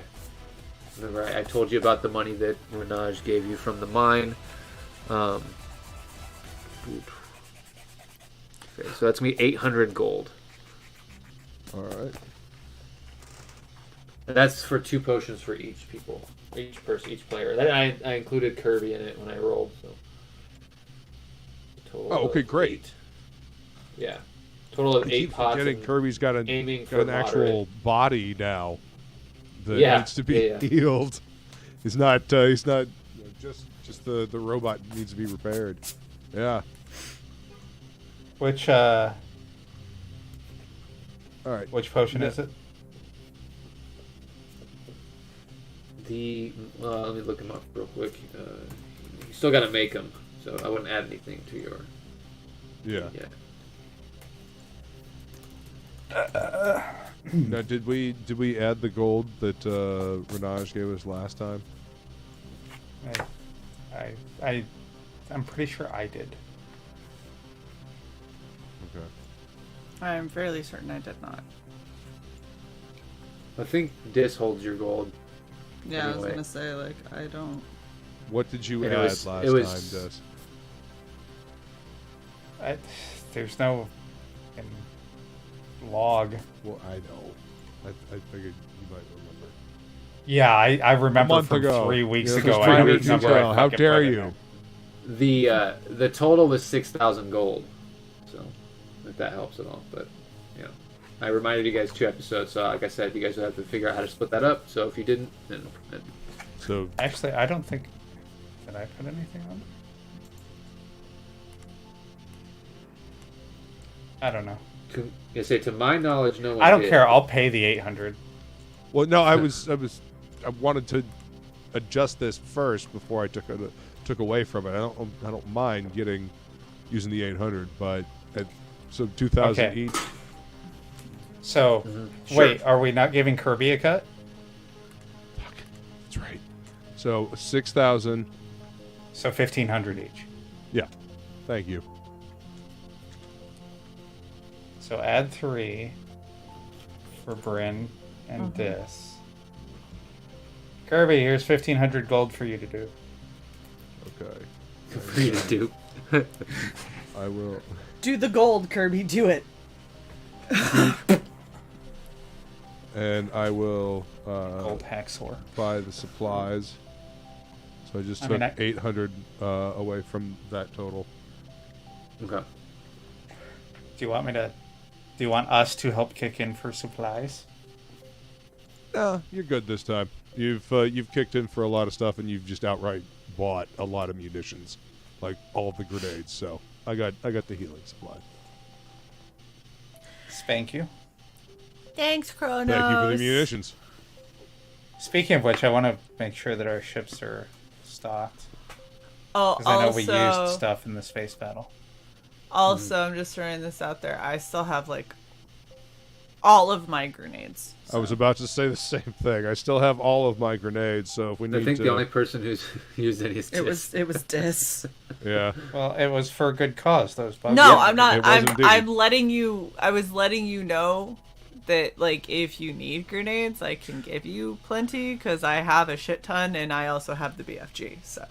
Well, I'll tell you what. Why don't the two of you each donate 2 thermite grenades, and then I will have 4, and each of you will have 8. All right. Does that sound cool? Uh huh. All right. Wait, how do I? Incendiary thermite. There it is. So you need to click on the item, then click got the it. customize down. I got it. Yeah, these are so the healing potion is potion of healing, greater healing. I don't know exactly how it's. Is it the green or the things, blue? just- Oh, never mind. It's the first blue. Greater healing. Oh, it's the green. Do you want any cryogen, flashbang, fragmentation, ionized chaff, or sonic screamers? I think I still have my full thing of those. Okay.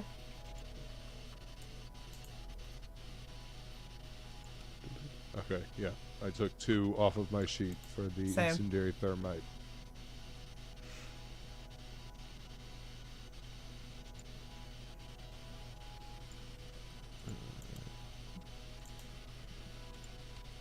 I actually By don't the know way- what that is. Some person. What is that exploding thing near the sun? Yeah, on the map, there's like a nebula That's you set the- near the sun or something. That's the nebula. Remember the thing with lightning that we had to fly through to get to? Oh, Perry's little yeah. Perry's little excavation chunk. Yeah, Yeah. his necrotic Um, nebula. And then over here was the whatever Fosa. Skyphosa, yeah, Skyphosa. So, okay. I don't have the best memory when it comes to the locations in this game. Mm-hmm. So, the police base that we're attacking, is that also Tyr? Is that also where we think that Kirby's body is? No, Where do we think Kirby's body is?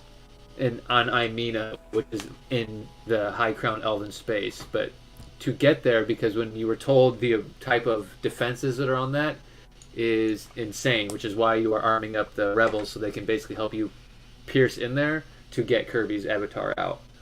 Okay, And the reason so- you guys need that avatar is so you guys can get rid of the virus that's in your system. 'Cause you're not sure how that's going to affect you getting out of here, or if it's going to So stop step you. one. Which is one of the reasons. Step 1, step 2. Yeah. Yep. Okay. And then step then you 3, can- get the fuck out. Close reality. Fucking delete. Alt F4. What is the square, Shay? I don't know. I did it because I wanted to see what it looked like in the chat, and I think it's an emoji having an existential crisis. What am I? Yeah, it's like He's a like blue. pulling his face down and screaming. Is that? Like Oh, okay, but it's not the like Home this. Alone Like meme. he's like this. Like his pulling his eyes down and screaming. Like It's face dash blue dash wide dash eyes. That's the code for that. Okay. Interesting. Well, YouTube has its Alright. own emojis, so. Welcome back, Feline. I hope the kitty is okay. So as like the next 2 days go by and the repairs go on, and Kronos, I'm gonna need you to roll the 3 checks for your crafting, your brewing, Okay. and it's wisdom and perception, or wisdom and proficiency. Wisdom and proficiency. Okay, cool. So +7. All right. And do I get any help from Simbo since he's here? Yeah, you have advantage because he's helping you brew. He's a brewer. He's got proficiency in this skill. And he's actually, since he's a drunken master, he has dabbled in like arcane brewing. So it's Oh. you learn that during this process as he's helping you. Nice. Hang on, I'm gonna write that down before I forget. While this is happening, I'm gonna talk to the barbarians and try to get some insight into like what if their people do like tattoos for successful battles or stuff like that. So most of the Goliath have some kind of battle tattoo. It's not necessarily for every battle they've been in. Some of them do that, but it's more, some of them are themed like for their role. Like Stellar specifically, her tattoo, she just has two sleeves that go up to the back of her head, where one is sort of like archaic bows and arrows and like hunting and stuff like that. It's more like tribal barbarian type culture. And then on the other arm, it's like got starships, and as it goes up to the horizon, you see like the sort of constellations and stuff on her back, which is what is kind of over her back. So hers aren't necessarily for each battle. Hers are more themed for her role, but some of them do that, yeah. The headhunters specifically, actually, they tally kills. So a lot of them have some type of tattoo on them that tallies confirmed kills. 22 for the first roll. Heard? That is a success. Hey Shay, See. what does Bryn want a tattoo? She technically has one. Doesn't she have her wings? Mm-hmm. Yeah. She doesn't have Axie yet, does she? Not that I'm aware of. Not tattooed, no. You want a tattoo of Axie? Are they able to do it so I can 23 summon roll. Axie?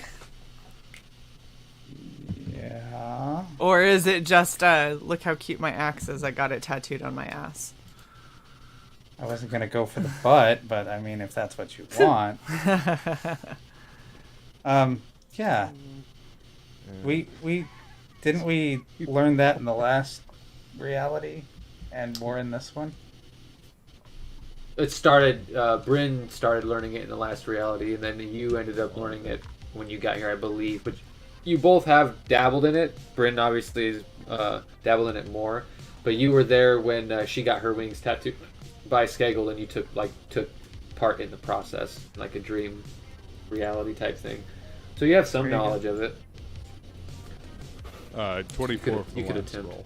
24 for the last one. Are you wanting to up your tattoo ability? And since I used you as a test subject, you want to use me? I was actually just trying to be nice and give you a really pretty gift. It's yeah, sure, yeah. Now that you made me sound like an asshole, sure, let's do this.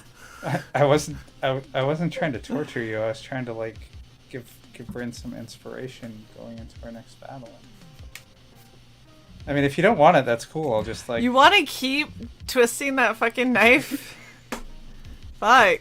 I already said yeah. Okay. Jeez, Um, you're such a girl. and you've got Itham and Ravix there, who is the wild elf and the orc who kind of gave you guys the supplies when you first got to Persine. They're there, and one of the headhunters, who is a barbarian tattooist, is there. If you want any pointers while you're working, you've got people there who know the trade. But yeah, if you want, you have the tattooing skill, I believe, on your sheet. I think I put it on yours as well. Yeah, okay. And give you me a got couple my checks. rolls, Woodrow? For the Yes, I barbarian? did. You succeeded. Yeah. So There were basically, 15, everyone gets 16 and a 17. Yeah, everyone gets 2 greater healing potions, including all of the people. They get 1 each, but you make a shit ton over the course of the next like few days. The 2 days pass, and you're still kind of making them here and there, taking some time every day. But by the time the battle comes, everyone will have a potion, and you guys each get 2, and they're the greater healing. So they're like the second level 2 healing potions. Should be 4d4 plus 4. Yeah. How many checks do you want? For the tattooing, it's the same thing. It's Yes. three total checks, Oh. and like the first check, you know, if you fail that, these get harder, but it's not completely ruined. So it just depends on how bad you fail and where you fail in the challenge is what happens. So, and you're going for a magic one, right? Yes. Okay, so you get a little bit of like onyx or some kind of black gem, and you guys got plenty of it from the witch chick you killed and the witches that you looted in that little demi-plane where you rescued Namgong. Yeah. So you've got all Poor kinds Namgong. of gem dust to use. So you get some black gem dust and go ahead, make your first check. Bryn, where do you want it? You said you were doing Axie? Yeah. Right forearm. Like, right here. I mean, it technically doesn't matter where on your body it is. It'll summon to your hand. I know. Okay. But then you can kind of like just cock your arms like Henry Cavill and then just shoot the tattoo into your Just hand like and it that. pops in Like, reality. Yeah, that's exactly what I was thinking. Just show 19. it on my arm, and then all of a sudden it's like, pchoom, and it's in my hand. I'm like, Yeah, you're just like a magician. yeah! Nothing up my sleeve. Ba-bam! Greater axe. 19. 19. All right. That is a good first check. The DC does not. So, Great. so That's always messed Dis is up. doing better than I did, and is not Yeah, no torturing natural me. ones. She hit the bone. Those And then first couple stayed there. tattoos. It's okay. definitely It need to look, heal. it will never fade. It will be with you forever. It is on your DNA now. Now I want to take this roll back. A 28. Oh, that's good. Yeah, it was a You nat might 20. about- Babe, I love Man. you. Thank you. That was you beat this DC by 10 because it did not go up because you didn't fail. If you didn't fail by 5 or more, that just means it doesn't work. Period. So that's good. Oh, That's wow. why, Aaron had to do a couple A tries. 19 there. plus 8 is a 27. 27 for the last Jeez, one. That's babe. good to know because that's the magic one. Third time's a charm. Alright. And yeah, so the tattoo is basically represented in the way that you wanted to represent it with those checks. There's no infection or anything that you have to worry about. No sepsis this time. I wrap her Yeah, and whole then- being in saran wrap. Just cocoon her. Yeah, so you put some salve on it, and after those 2 days, the rest goes by. You basically have the tattoo works, and you can just like you would stow and store your axe normally, you can do it, but from your arm form in the tattoo form. That's awesome. Let's see. So after those 2 days do go by, Samina takes the fungal babies, which is weird because you're seeing clones of everyone you know, but they are acting like they've never seen you for a moment. And then after a while, they all kind of find their own shape, and that goes away. It's almost like they couldn't shake that form at first, and then it kind of like. Are they all like small baby versions No. of people we know? Damn it, that would have been hilarious. So over those 2 days, let's say one of you, I don't know, Dis or Kronos or Bryn or whatever, maybe it's Kirby who comes running over to you or something, but you guys kind of peek in on the process just to see, or maybe Suzaria shows you, and you see someone is just cocooned completely in fungus. You can't even tell who's underneath it, and it just looks like a moldy sandwich has been left out for a few weeks.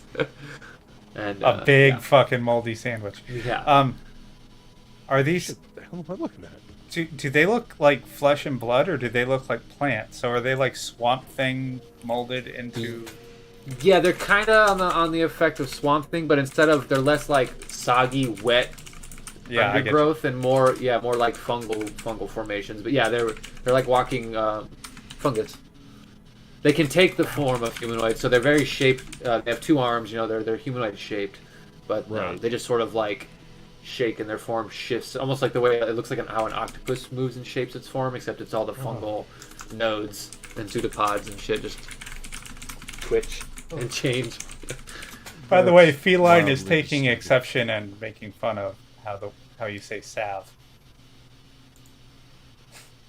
Salve. Salve. Salve.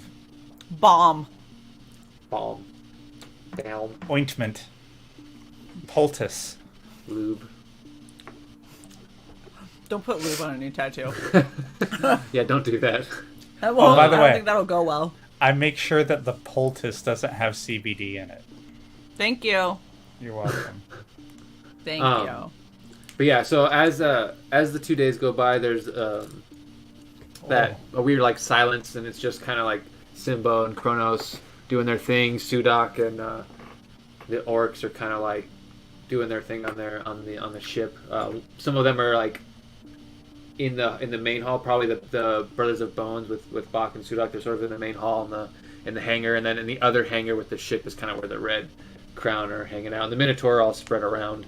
But then after the 2 days, this place gets fucking crowded for a few hours before Samina gets everyone together, forms these squads, and gets everyone on the Orcish transport, and heads them out to the... basically, if you look at Thun Mar, there's like the big asteroid belt around it. She just takes them to one of those asteroids and gets them in power armor and shows them how to use their weapons and kind of the formations and what they're doing and what their tasks could be. And then, let's see. So yeah, before they leave, did you guys want to go over the plans of like get the squads together, or would you rather have them train for a day or two and then come back and then figure out where people's skill sets are and then kind of plan? So you can kind of give them. Probably Okay. a good idea. Good. So, the first day goes by. It's kind of quiet with everyone, most of the people being gone training.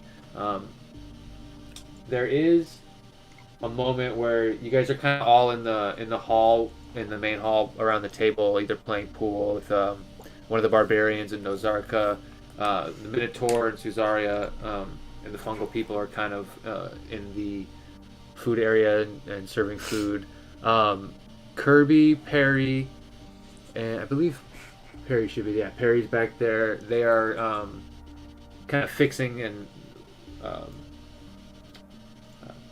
changing the power supply so that will handle the transition to the different reality or through the different reality. And then Woji and Renaj stayed there kind of in the back room talking about something. There is an odd moment. If you could move your guys' tokens disc somewhere in that main hall, around the people, wherever you guys would be like hanging out with the gang. You could also be in Kronos' ship if you'd probably be there, but it just depends on where you are. And you can move Kirby. Kirby is in, if you look up where your cursor is, go straight up to the room at the top. Kirby's the small token in there, yeah, right there. You want Kirby here? Yeah. Yep. I was gonna say, do I need ammo for my rifle? If you want more rounds, yeah.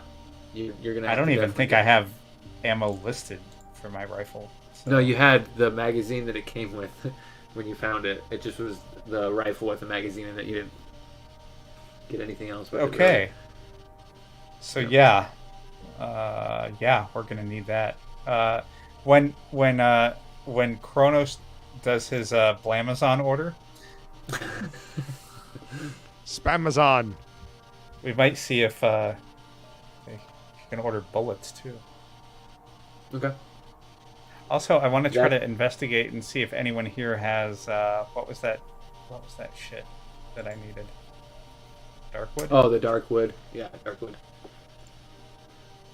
Yeah. So Like if anyone we've gathered has it. Okay. And that would be, yeah, just basically like an investigation check where like gather information. So go ahead and give me that check real fast to see, because that'll kind of determine what people might know. 13 plus 13, so 26. All right. So we will get to that. So you, Kirby, Kronos, and Bryn are all just kind of sitting down, enjoying some actually cooked, prepared meat from Suzaria, similar to what you guys had at Her Grove. And everyone's getting a chance to eat some real food, and the barbarians are very happy. When there's a moment that's very odd It's like something you guys haven't really felt before. It's like a stillness that goes over everything. And you four kind of look at each other and like kind of all look up at the same moment because you all kind of feel it and notice that it's almost like when a pressure changes. And you look to your teammates sitting next to you to see if they notice it too, and they're all completely frozen in their motion. Whatever they were doing, they just look like statues. They're not like turned to stone or anything like that, but they're just completely frozen as how they are. And Kirby kind of looks over, is like, that's weird. Kind of like pulls up his little data pad similar to how he has yours. He's like, hey, Kronos? Yeah. Do you see anything odd in here? Go ahead and when you're looking through your stuff, give me a computer check. Let's see. Where are you, computer? Is it Use computer. use computer? I was looking under C. Sorry. Yeah, my bad. Yeah, and all those skills are just all the way at the bottom because they're custom skills. 13 plus 11, so 24. 24. 24. Good. So this technically can't be surprised, but because you got that, you're all technically neural linked. Everyone, go ahead and roll initiative for me. You guys are not. The rest of you are not taken by surprise. But what you see in the coding is Manos. The Manos codes, similar to how when they were on your ship, they're right next to you, according to what you see in the code. And there seems to be some sort of disruption that they're causing in this moment to basically freeze the system around you. By the way, Shay, don't forget that Bryn has advantage On on initiative. initiative. Oh my gosh, why do I forget that literally every fucking time? That's why I remind you every time. 15 is still what I got. 21. 25. 24. All right. Boom. Don't forget to roll for Kirby. I know. Oh, now Bob. on. Aw, Kirby. That's about how it goes for him. I can get rid of. You know how character DMPCs too. are always overpowered? Kirby. I try to not do that. You do the opposite of that. Oh yeah, here's characters.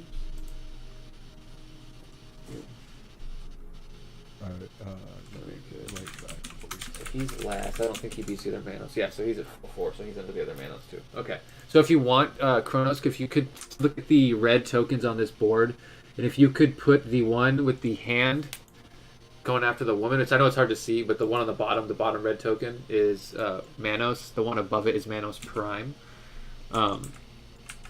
Yeah, if you want to move that above where Kirby is at the table, and move the other one behind Kronos.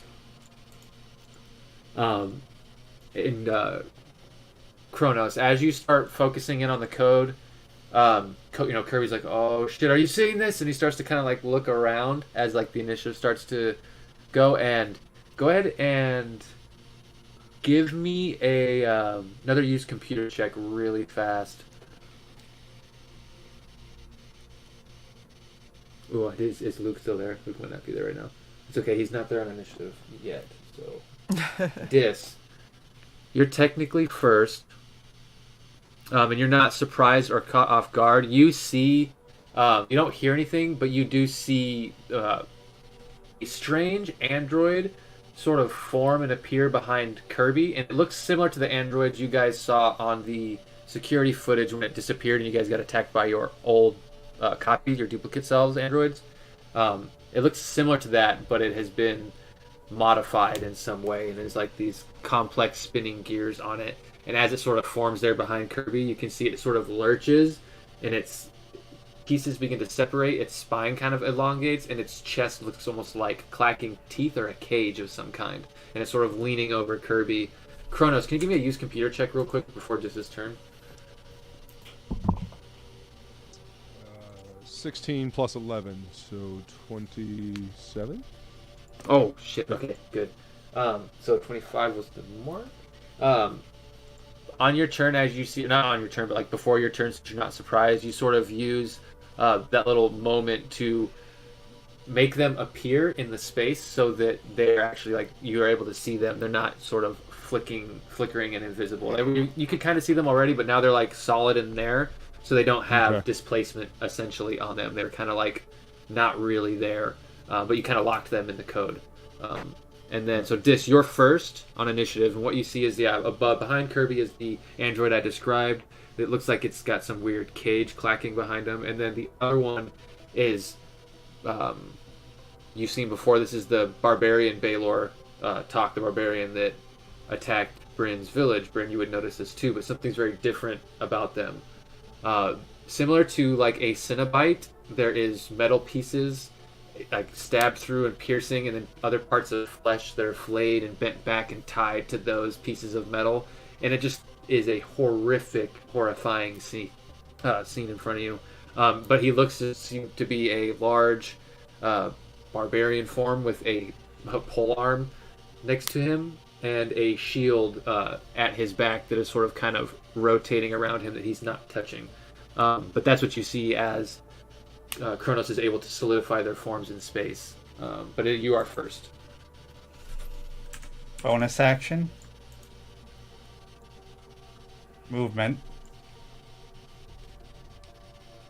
Attack. Heard. Now, since an ally is within 5, that means advantage. And since I'm Correct. going first, that means assassinate, right? Yes, and no one is surprised. So technically, even though like it's all happening right now, they are threatening the enemy. So yes, you have your advantage and surprise sneak attack. Okay. And then, 29 to hit. and which one are you sneak attacking?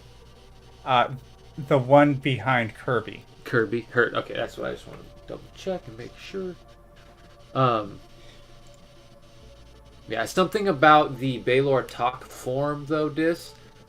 Something about it is like reflecting in the eye, weird. But that's about all I can tell you about that. Well, does True Something Sight about- reveal anything different about it? I mean, you have to cast a True Sight, so I don't know. Does it? Do I have to cast True Sight? Yeah, it takes a charge to cast it.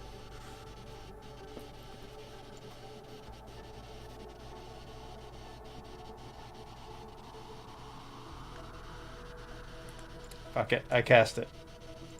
Well, do you want to cast before you attack, or do you want to attack? Yeah, exactly. Action economy, 6 seconds.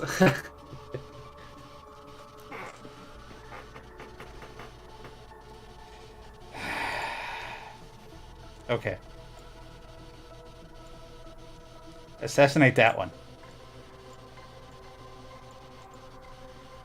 There. Heard. So that one, and like I said, they're threatened, so you have advantage on your attack from the threatened, and you get your sneak attack. Technically, they were surprising you, so there's no surprise.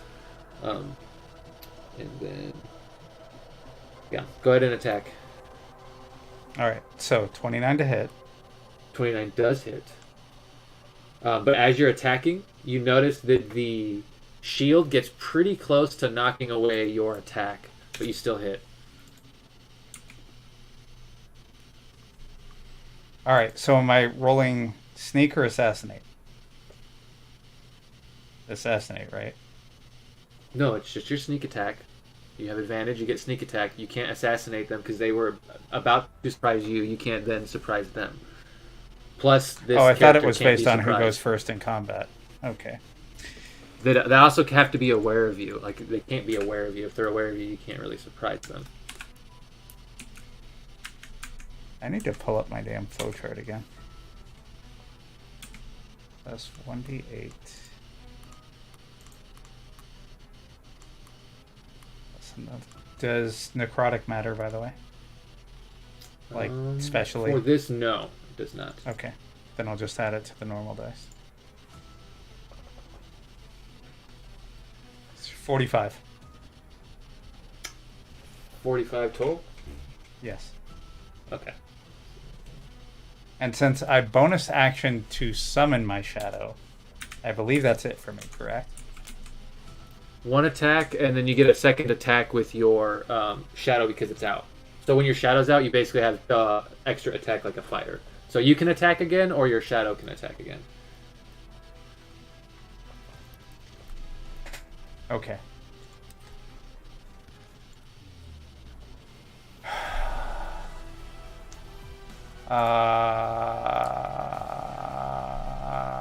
Shadow attack.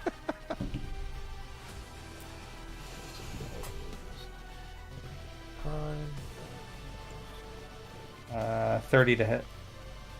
30 to hit hits.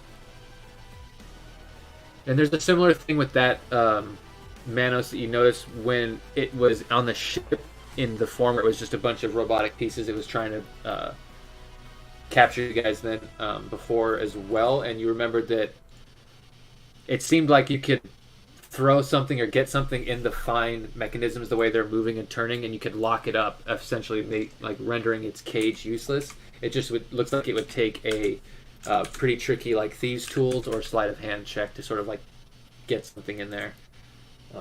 Looks like it's difficult. We're talking like things turning and moving and spinning around, but it could be done. Yeah, it's another thing you notice just from as you're about to attack it. You can kind of see it's similar to its form from way back in the earlier episode. This one only takes 20. 20? Heard. That one doesn't have any resistance, I don't believe. Okay. And boom. And so that is that. Then it is Kronos, I believe. James.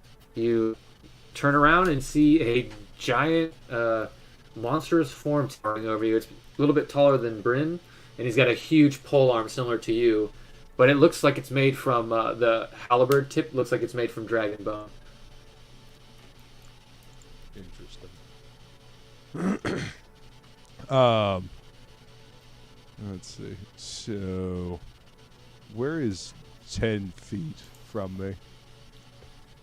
Like, It would be 2 squares. 2 squares? Yeah. Shit. So the other people sitting at the table, like our frozen compatriots, they would be within range. One of them is that's Ravix. That's the tattoo orc who is currently tattooing one of the barbarians. This other one You would could catch move. the edge of it. Right. All right. So, Just what are you trying to If I do? move It's up- like if I move up between the two, would I still be able to grab Kirby? You want to try and grab Kirby and move him? What? I want to like step between the two bad guys and do a thunder step, but I don't want to endanger our NPCs nor my other compatriots. So if you take one step up and grab Kirby, you could do it. You wouldn't hit Ravix because you would hit. That's technically like 15 feet. If you go move, if you move one up, Ravix is Right, technically, I but think. Sai is right there. Exactly. Yeah, you're gonna hit someone no matter where you are.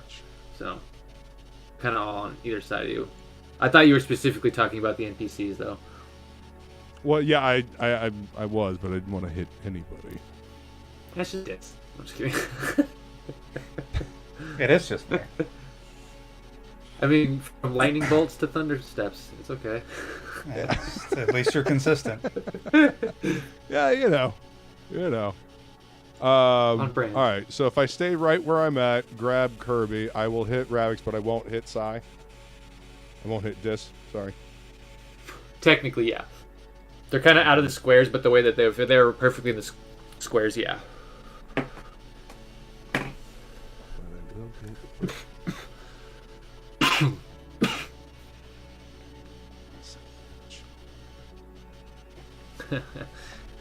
Mm-hmm.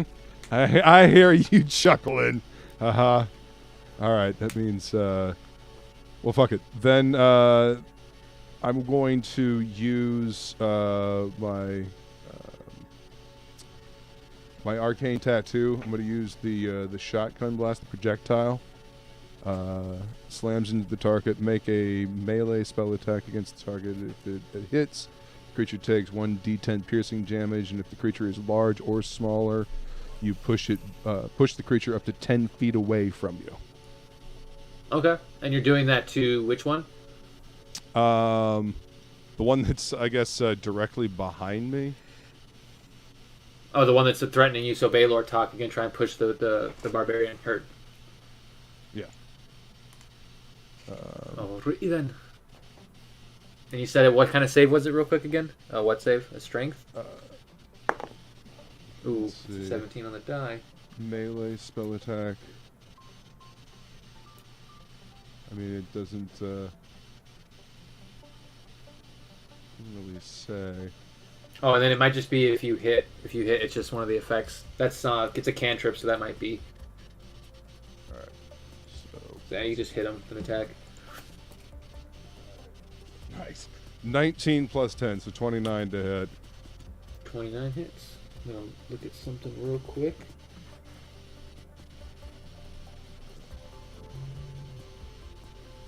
So 3d10 piercing. Okay, I don't know. I think he can be knocked prone. He's not immune, right? Yeah. I mean, moved, not knocked prone. Okay, go.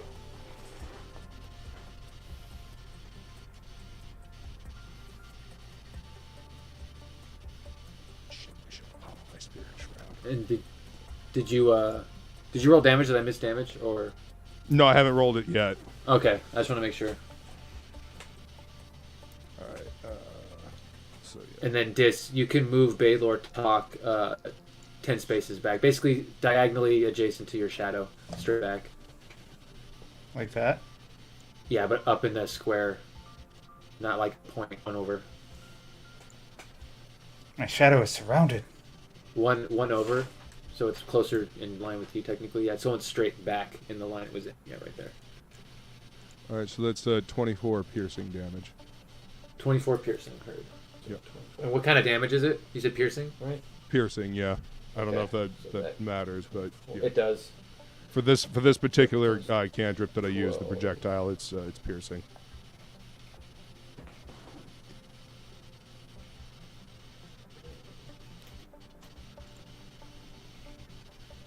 All right, and I still have bonus action and movement, right? Mm-hmm. All right. Well, I guess I'll pop my spirit shroud, which I should have done to start with, but yeah. Hunters and warlocks. One of these days, I'll remember my order of operations. PEMDAS. Right. HexDOS.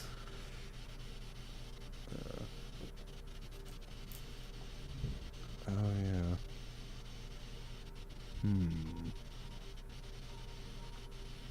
But I shit. Bonus action. Only do. Yeah. All right. So this one I'll pop my spirit shroud, and then next I will pop my my hex. Your blades Hexblade's curse. Yeah. Yep. Okay. And then you have movement if you want to move. Yeah. I want to move over towards the wall, so I have a clear line of fire to the other. I'm sorry. Say again. Over towards the wall, more along Straight like, back. Yeah. Right about Like there. that? Yep. So I have a clear line of fire at Yeah, clear line of fire right through me. the other one behind Kirby. Uh-huh. I trust you. And then it's Don't Upward's worry, turn. you're fine. I say with a crackle of lightning in my hand. Totally fine. By the way, cast- don't move. I cast lightning rod. Cronus's sphincter.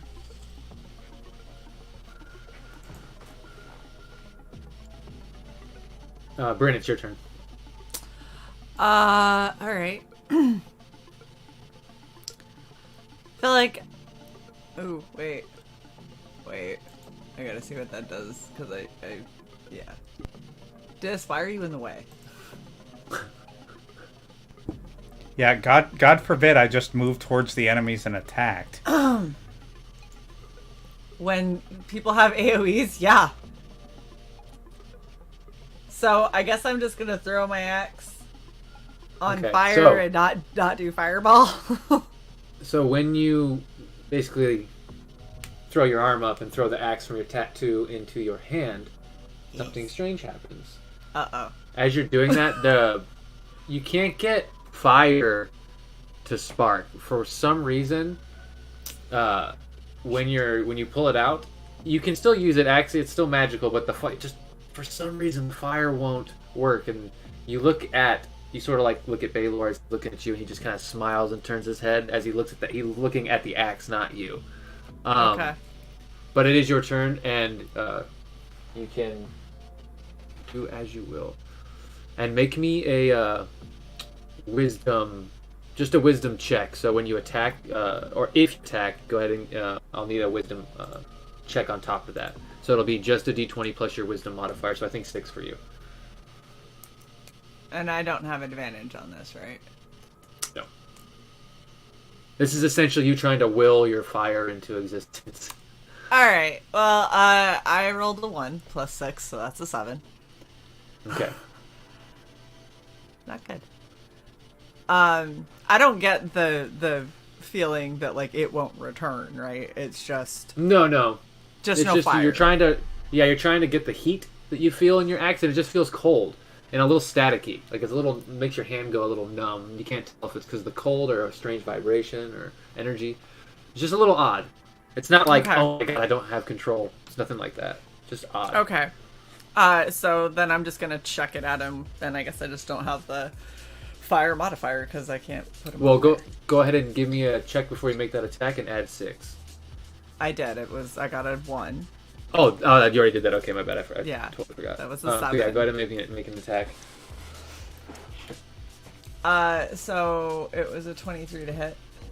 Yeah, that actually it hits. So as you're throwing the axe, the shield actually makes that's spinning around him makes contact with your axe, but you can see your axe stops the shield and pushes through, and then the shield sort of moves around it. But you get the contact.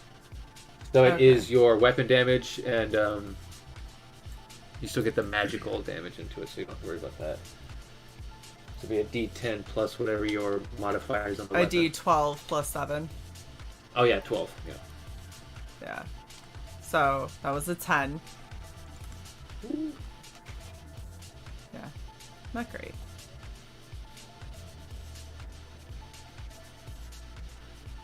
And then, yeah, I guess I'm just going to do it again. Okay. And you can make another wisdom check. Oh, you bitch. So it almost was a nat 20 and then it rolled to a 2. Oh. My wisdom check was 14. 14? Okay. Yeah. So you and then to hit was a 14 as well. Okay, that misses. This time the shield gets in front of the axe as the second attack comes in. And you hear a familiar voice speak. Goes, "That's an interesting axe you have there. Where did you get it?" And then Dis, you hear the same thing essentially, but the voice you hear doesn't match the body. The voice everyone else hears, Bryn, you hear this voice that you've heard in your dreams, crying out as it's rampaging the village. But Dis, give me a history check. Ugh. Well, I mean, that helps. 19 plus 3. You could swear the voice that says where you get that axe sounded like Kirby.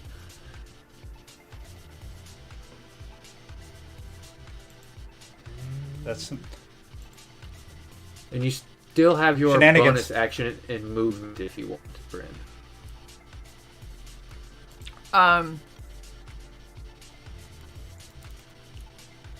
So I'm just going to move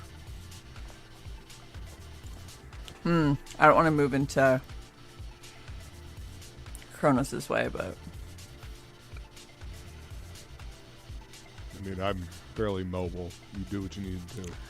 I'm gonna move just straight up, so I'm right in the square, just to the right of the guy I was throwing at.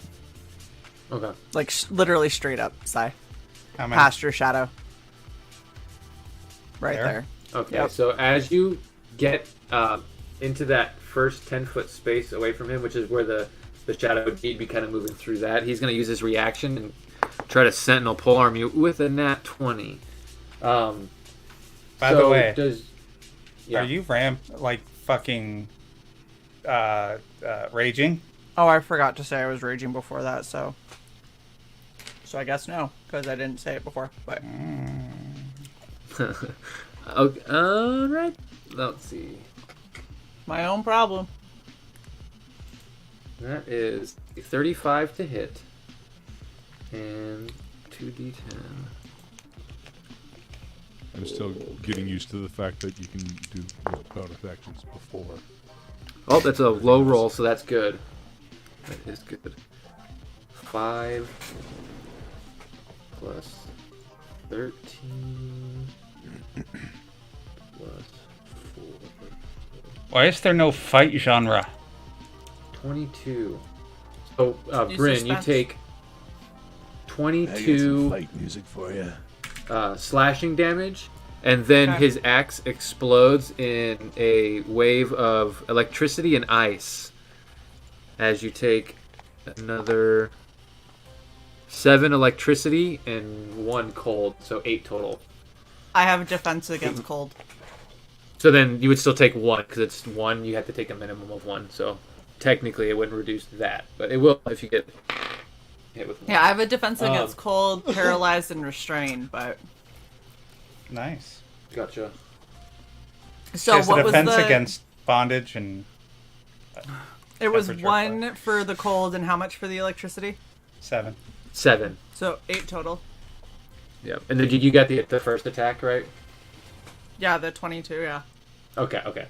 So there's that, and that is his reaction, and he has Sentinel, so you stop in place, you're actually not in that spot, you're right next to the other Manos, technically. Okay. Bam, as the halberd comes down and stops you in place with that attack. But you still have your bonus action. Which one I sounded rage. like Kirby? This one or this one? The one that that one. The one you have. Manos Prime. Somebody got a And hold then- of a bit of dragon bone. Manos Prime's turn.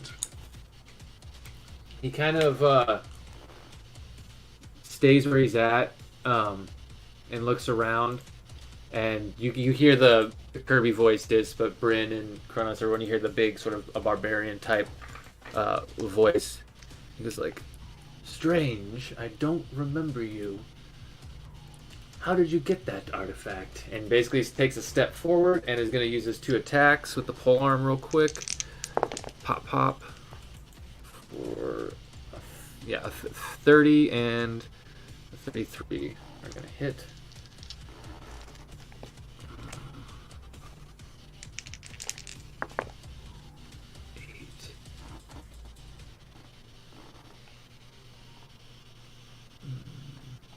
And you said you raged, right? Mm-hmm. Okay, so I'm just gonna cut it in half.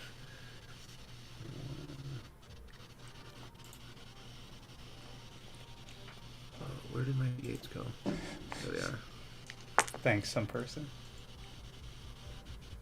No So jazzercise. 15 for the first attack. 16. 15 damage. Yep. And that's after your rage has it. Mm-hmm. And then 16. And then 24 halved, so then 12. 4. With his 2 attacks. And then his... That is the thing. He is going to... when you hit... Okay, so you are going to be knocked prone as he hits you with the first attack. And then he is actually going to stay right there. And it's going to be Manos' turn. He's going to use his entrapment. It's 2 attacks, so it's turn.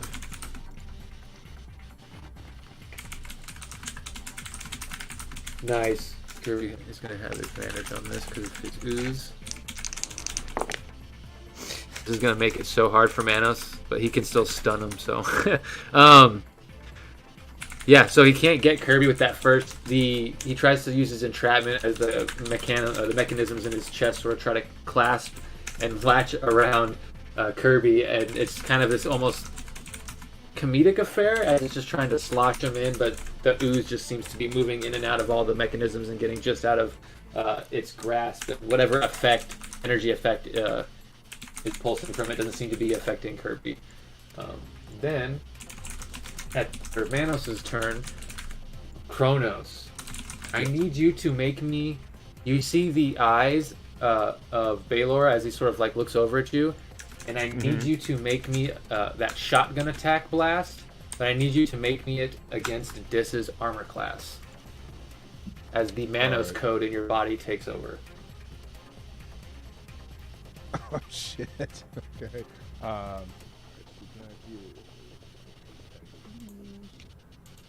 So I need to make basically an attack against Dis's armor. Yeah. Okay. Dis's AC, I think, is what, 21? Is this a projectile? Yeah. It is a projectile. I got a projectile. 21. 10 So you get plus plus 11. extra 2 then. Yeah, What so was that, it's 23. I Kronos, what was got it? 21. 10 plus 11. Nice. So you turn and you can't control it. You just look at Dis, take aim, and shoot your cantrip again. And Dis kind of looks back like, "What the fuck, man?" And as their shield just kind of like reflects and basically catches the projectile in its like little shield generation. Control it.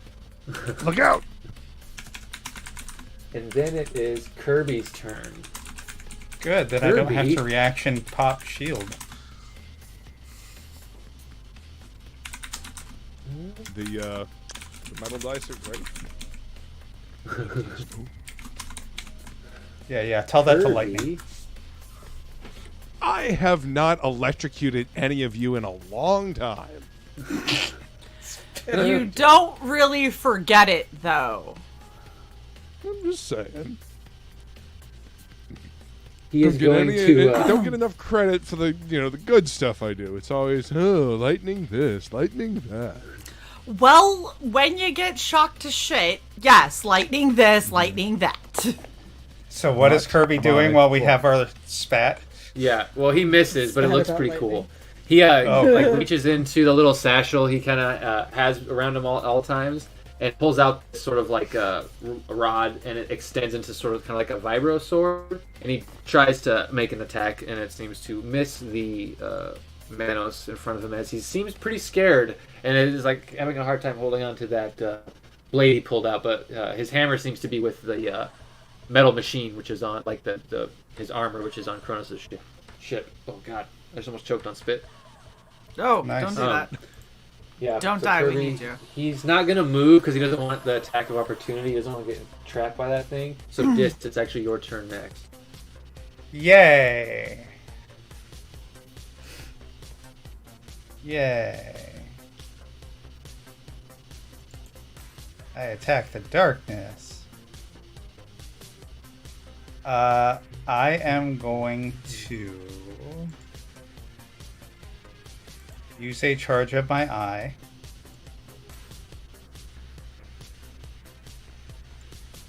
So, you're casting True Sight, I'm assuming? What you see there is no longer the visage of Baylor. It is the visage of Kirby, and he has all these mechanical pieces stabbed through him and his skin flayed back, similar to what the barbarian looked like, except it's Kirby's form. Oh, wait. Like Cenobite Kirby? Yeah. But so technically, you've never seen Kirby in person other than like photographs. You've only seen his avatar and then his weird gel form. But you would know from a photograph or from photographs you've seen of him or stuff he's shown you that this is what Kirby looks like. He's just basically like a little nerdy dweeb, super little skinny guy, no facial hair, ratty unkempt hair, oversized clothes, but it's all torn apart and covered in blood. And his eyes are just sort of blank.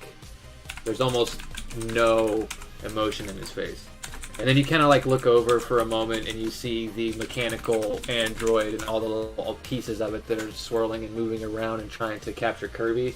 And you can kind of see that, like, from what Kirby's told you about the other dimensions and the sliding and the merging, that this might be definitely another one of him from somewhere else that also fucked with made a Manos. So this Manos is from somewhere else, but it is still a similar thing, just some other dark universe version of it.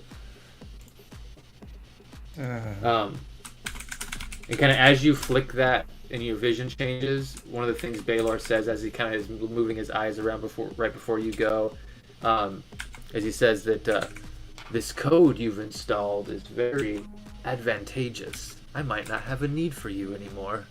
And yeah, then it's your turn, Dis. And you did cast. Okay. You used your action to cast True Sight, so you still have bonus and movement. Right, and my extra attack bonus is only when I've done an attack to begin with. Yes. Your offhand attack, correct.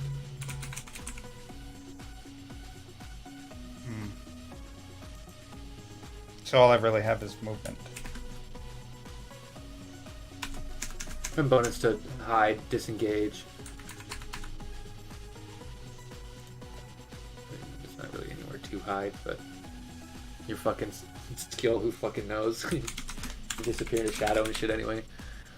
Oh.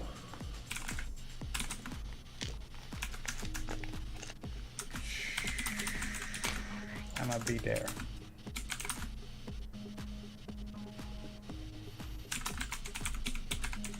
And you're already in the space, so he can't use his... Oh, he already used his reaction anyway, so it doesn't matter. And that was my action, my movement, and my bonus action will be to hide. 13. 28. 28, okay. If he wants to search for you, I'll have him make a check and I'll write down 28. Alright. Kronos, before your turn, you see, Dish, you would see Baylor kind of like, his head moves a little bit to see, like, where you may have gone. Doesn't seem to put in the effort to really find you, and then you hear them say out loud after your turn ends, I guess I don't have to see you for this. And you feel that tingling in your arm sends a shock through your body, and you take 12 lightning damage. And you're not vulnerable to this. This is just him shocking you using that vulnerability. It's not like you're taking outward lightning damage. So it's just 12. And then So you can play at that game. then it is your turn, Kronos. Your turn starts after that. Ride the lightning. Alright, then... Oh shit. I'll go ahead and send a crackle bolt right back in his face. I was gonna say if he doesn't like Bryn's fire and her fire axe, he's using Really? cold. He's using electricity. Ah, okay. Then that means he's probably weak to fire. Alright, fine. I'll use my Kronos. firebolt then. Remember, you got bonus actions. Oh, yes. I'll go ahead and put my hex on that motherfucker right there. Okay, so you got Spirit Shrouds up from last turn, and now he is Hex cursed. Okay. Yep. Alright, so let me... Plus, I'm no longer in the line of fire. Also good. Also a good thing. Alright, so... +5 to damage rolls, so...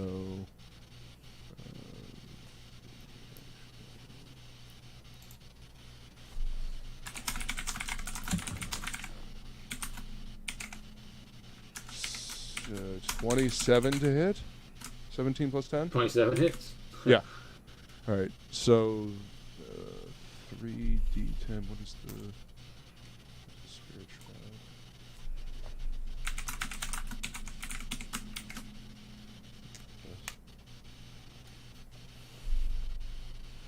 Extra d8.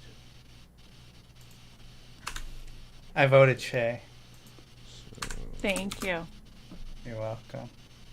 Yeah, so you crit on a 19 to 20, and then you get extra damage from Hexblade, and I think you get an extra D8 from Spirit Shroud, or an extra 2d8, depending on what yeah, level you cast plus it at. 5 from the Hexblade, and then an extra d8 from the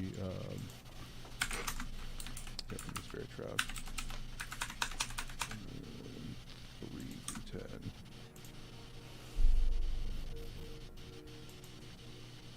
Feline, the link that I put in there is for John Hervey, who has a son that's up for Player of the Week for his basketball team performance, but he's homeschooled, so it's hard for him to get votes. So, go vote for him and let's have him beat out the top kid, because he got like 40 points, 8 rebounds, and about 10 3-point shots.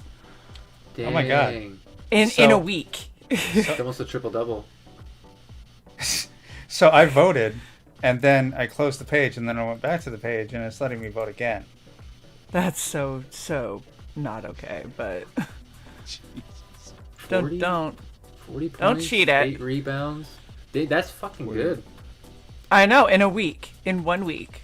Oh, in a week. Okay, that's still pretty good. Yeah. I thought you were talking about a game. I was like, A game now. It's a That's why I said triple double. I was like, damn, but that's still 40 good, though, points, for that, 8 for that. rebounds, and was 8 in 10 for shooting for 3. Okay. 23 was the damage all told altogether. Okay, heard. 23. It's a fire damage. Okay. You get the sense that actually doesn't have an effect. The damage you guys have been doing to him hasn't been seeming like it's been getting through as much as it should, and that actually has the same effect. And he said it was 20. How much? 20 what? 23? 23, yeah. Has the same effect of not getting through as much as it should. Yeah. Okay. Well, it was worth a shot. But Bryn, or no, Kronos, you use your bonus to Hex. Are you gonna move at all?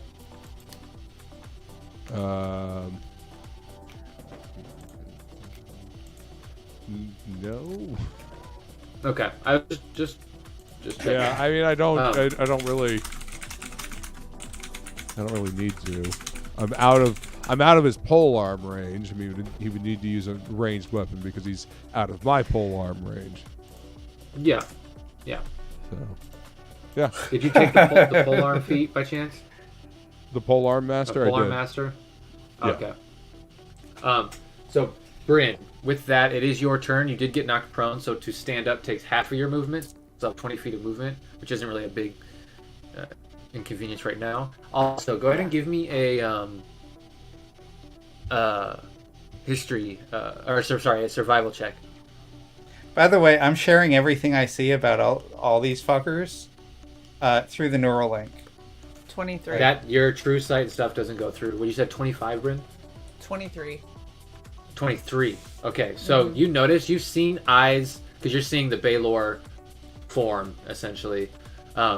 You can see the way his eyes are flexing and his muscles are tensing, and you've seen this before in other clanmates, other berserker barbarians.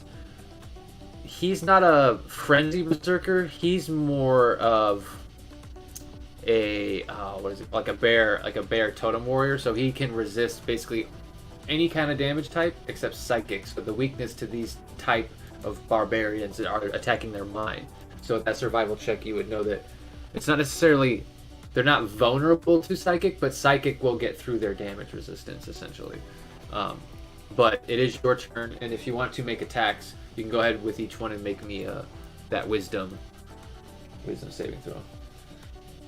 Okay, and it's not like a magic spell that he has on him that gives No, him it's that. just his That's rage. Yeah, it's just his Okay. rage.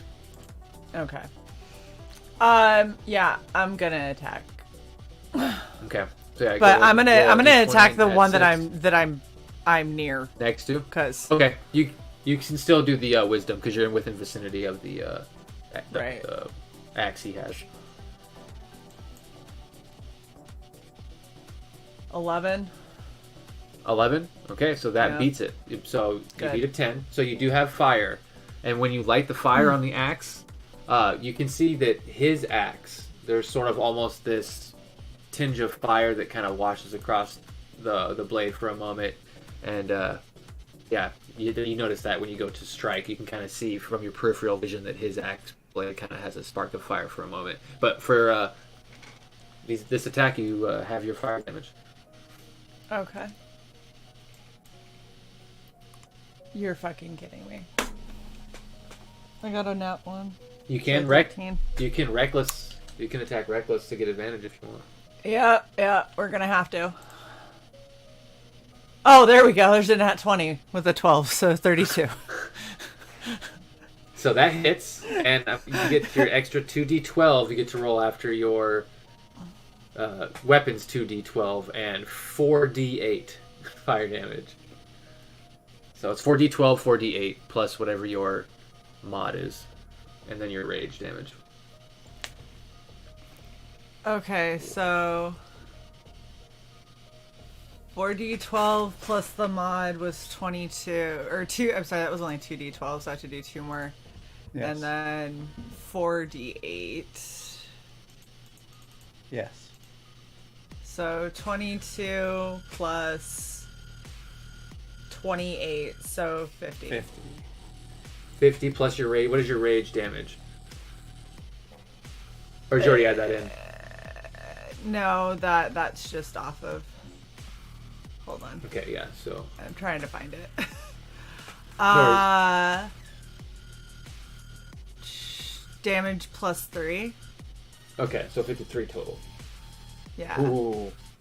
As you do that, you see the mechanisms that are twisting and whirling. You sort of slash down through them, and with that massive amount of damage, you seem to break a section of it, and it still has some functionality, but it seems like the cage or whatever was on its chest that was trying to form and trap Kirby seems to be not working exactly the way it was. You still have your next attack, but that just cuts right through this android body.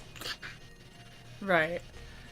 So I'm gonna go again. And do I have to do wisdom again? If you want to try and get the fire going, yeah. Alright. So trying to keep the fire, I got a 13. 13. So you get the fire for this attack. Cool.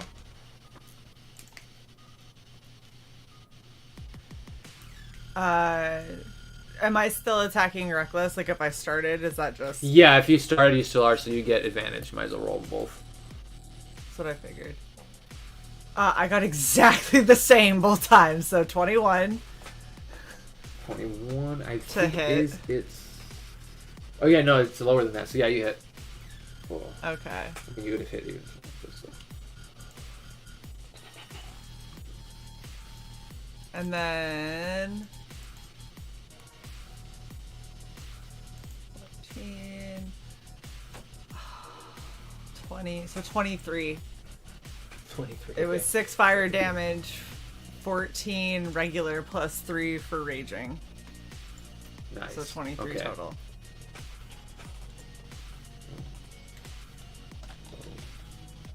Okay.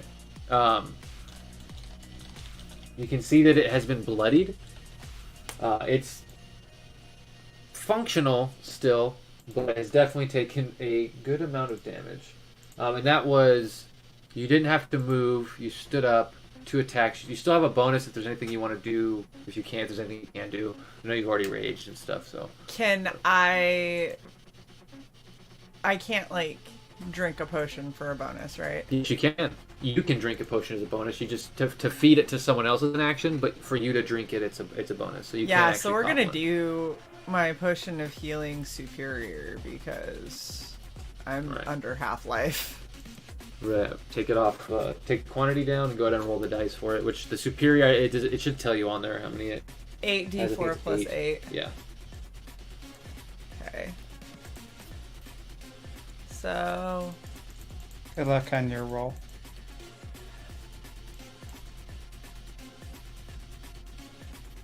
$18 plus 8, so 26. 26 health back. What health are you at, babe? 103. Out of? 159. Okay.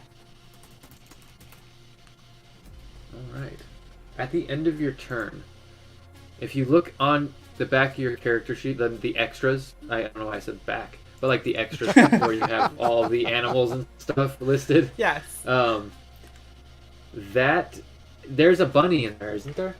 I believe there's a rabbit or A some hare. kind of small animal. A hare, Yeah. yes. After you're just smashing through I fucking turned into a original- hare. the original Hand of Manos, you hear the Baylor talk go, "Oh, we can't have your kind smashing around now, can we?" And as you hear that, everything gets bigger and bigger and bigger as you shrink down to a hair, and you're just like, "Oh, fucking not this." But that What mean, size it's is that a hair. considered? Small? Yeah, Right, yes. tiny technically, I believe. Hold on. It said it. Yeah, tiny. I'm a tiny beast. So tiny, next up from tiny is small? Yep. Kronos. Yes. Baylor Talk is going to step forward and over. So technically, Dis, you get an attack of opportunity. If you want to break your stealth, which, I mean, why not? Can it be a sneak attack? It is technically a sneak attack. Because he's not worried about you and not defending against you. So you can hit them the same That way is you a were. 29. Nice. Alright, it's going to hit.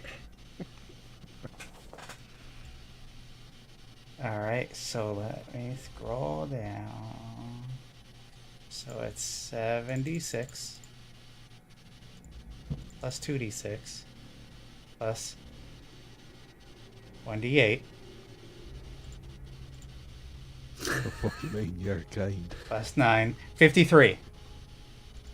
53. Nice. That's good. That is... Does my shadow get an attack of opportunity? No, you get one reaction. God damn it. Does my Ooh. hamster get an attack of opportunity? Yes. No. Okay. So as he walks towards you, Kronos, you can use your reaction if you want to use your polearm master. I believe it lets you attack as they step in your. I don't know if you have. Do you have Sentinel? Or just pole? I think it's just polearm. Polearm master. master. Yeah, okay. Polearm master opportunity attack. Yeah. So he can still continue to walk forward. You don't stop him, but I guess I get a +9 for this attack. Is he going to be in this square or this square or what that square? one. He's gonna be. Yeah, he's gonna be in that one behind Bryn. So if she somehow pops out, they can flank.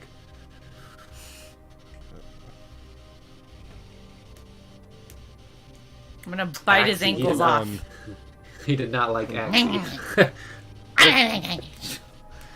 I have a little tiny. It's like those little swords that you spear olives with, but it's an axe. It's just really tiny. Like, What was that from? Katsu. That was 21. Sorry, Luke. 21 to hit. Yeah, 21 to hit. Yeah. That actually misses. As you go to strike, the shield moves in front of your scythe, and he kind of looks at it and he goes like, "Invisible, interesting," and kind of just like ducks out of the way as the shield moves the scythe attack to the side. but then he moves in on you. Not yeah, okay, you already got it moved. And he's going to hit you with the halberd as he walks in and moves, or try to. Oh my god! It's a 3 and a 1 on the dice. Hold on. Because he doesn't have advantage on it. Oh wait, so that one's a miss, because he is going to attack reckless, actually. So that's a miss. 3 and a 1. And then a 5 and an 18. So 18 plus 15, I believe. Or no, 12. Okay. So 30 is going to hit, and that is going to be... Why can't I... There it goes. It just wasn't fucking loading. The attack of opportunity is a reaction, isn't it? Yep. Some bitch. So his first attack, sort of, your attack of opportunity sort of catches him off guard, and your pole arms as like almost clash as yours hits his shield, and he kind of like passes by you and misses that first one, but then he spins it and hits you with the second one as he steps to the space behind the hair, and you take 23. And do you have any resistances or anything like that? Because he's gonna do his elemental weapon burst on you. No. Okay. I don't think so. I just psychic. I don't. Oh, he can't hit. He can't hit this with this. Okay. So as he hits you, Kronos, you take that 23 slashing, and then a shock of lightning goes through you and bounces back to Dis in the corner. So I need you guys to make me dexterity saving throws. Or I need Dis to make me a dexterity saving throw. Sorry, Kronos, you get hit because you got hit with the weapon. My bad. And 22. Is there extra? How much was the extra lightning damage? I'm rolling it right now. Oh, okay. Dis, with your 11 evasion, plus you 11. Yeah, with your evasion, the lightning bolt strikes just past you into the wall, and for a moment it seems like Kronos threw a lightning bolt at you. Just kidding. Let's see, it's going to be... Motherfucker. 8 plus 6... Asshole. Buying your rubber armor. 20... Very You in a good. condom before 27. each battle. 27 lightning damage, Kronos. That one hurt. Bryn, I need you to make me a wisdom check, even in the hair form, because technically you're still wielding Axie. This could drop That's the hair awesome. form. Yeah, it could. So wait, am I doing the hair's wisdom or my wisdom? Oh, the hairs technically, yeah. Well, fuck. Yep. Well, you're in that form right now. No. It's a mental stat. Sorry, that's my bad. It's a mental stat. So you use yours. This is like a dream Okay. transformation. Whoa. This isn't polymorph. Well, I don't think it's helping. I got an 11. 11? Okay. Yeah. Yeah. So, yeah, nothing happens there. Can you do enough damage to something that's turned into a creature to like Yeah, knock you it can. out of that shape? You can. Now, what that is what could have just happened with a certain effect here, but it didn't. We avoided it. He moves in. He misses one attack. He only gets 2 bonus. He can't do. He's doing legendary actions, so that means it is Manos' turn. He is actually going to step to the side and do a diagonal attack. Diagonals can move in a line, so he steps basically up right next to your shadow. And he's going to do a line that hits Bryn's diagonal, the next diagonal, and then over, and then down, and then over, then down, then over, then down. Because lines can go like little zigzaggies. And it is basically doing a line attack. As the center part of its chest, the little core that's powering it, begins to glow a very bright green and shoot a blast that's similar to Bryn's BFG blast, kind of. And I need a Constitution saving throw from the hair and from Kronos. This one, however, is the hair because this is the body of it, not the mind. So Constitution saving throws. 11. Oh shit! You're liking the 11s. 18. 18. So Kronos, you take 26 necrotic damage. Bryn, how much health does the hair have? 1. It should be like 1 hit point probably. I'm not sure. Yep, 1. Okay, so you take 1 necrotic damage, but then as you're growing, you're kind of shaping into your form. You're turning into your form as this wave of necrotic energy uni beam is shooting through you, and you take 54 necrotic damage as Bryn. As your Is form that is halved dropped. for the rage? It's necrotic. Does her rage I don't should know. just be I'm just slashing, piercing, fire, and bludgeoning. Fire because of the axey stuff. That's a lot of fucking damage, babe. Yep. That's his go, and he's not going to move any more than that because he's still in the reach of Bryn and the shadow. His turn's going to end, and then Kirby's turn. Kirby used his bonus action last turn. You guys can hear tink, tink, tink, tink as a suit of armor comes running through the door and chucks his hammer. He's basically using his not familiar, but the sentinel from the artificer class to make his attack. Oh, come on. Okay, well he hit, but he did shit fucking damage. The hammer comes in and it hits the mechanical Manos. The original Manos is trying to trap him. It does a little bit more damage, and then it goes to Kirby. Is actually, since there's nothing right next to him, he's going to move back under the table in his ooze form. It doesn't hinder him, and he's going to go basically down 30 feet as far back as he can go. Okay. Back like, or back? Down Towards or the right? hanger. Down, yeah. And then, Dis, it's your turn after that.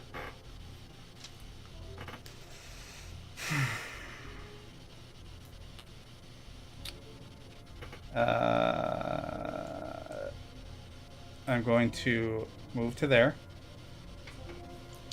I'm going to cast a spell, and then as my bonus, I'm going to hide. I'm going to cast Minor Life Transference. Upcast to 4th level. I'm sorry, to 3rd level. Real quick. 8. So you moved, right? You moved into his threatening space. So his reaction that he got back, he's going to attempt to hit you with a 31. Then we trade places. This one disappears. Oh, there you go. Okay. So what action economy is it to trade? Is it the bonus? I'm pretty sure. Yeah. So, and you can do that, but he basically hits you, stops you, and I'll do some damage real quick, but you don't get the damage. Actually, I don't even have to roll it because that's your. Can he? Using. Did I come out of sneak at any point? Yeah, you attacked. Okay. Just making sure. You use your reaction to attack, but it's your turn, so your reaction gets back. So just to make sure, when he hits you, are you using your reaction that negates an attack and makes you 5-foot step? So I could either bonus action. You would still take the hit if you use your bonus action to just move, because he would hit you, stop you, and then you would move. Or you can use your reaction to just negate the hit, so he can't stop you. It's like your uncanny dodge for the shadow rogue you are. Yeah.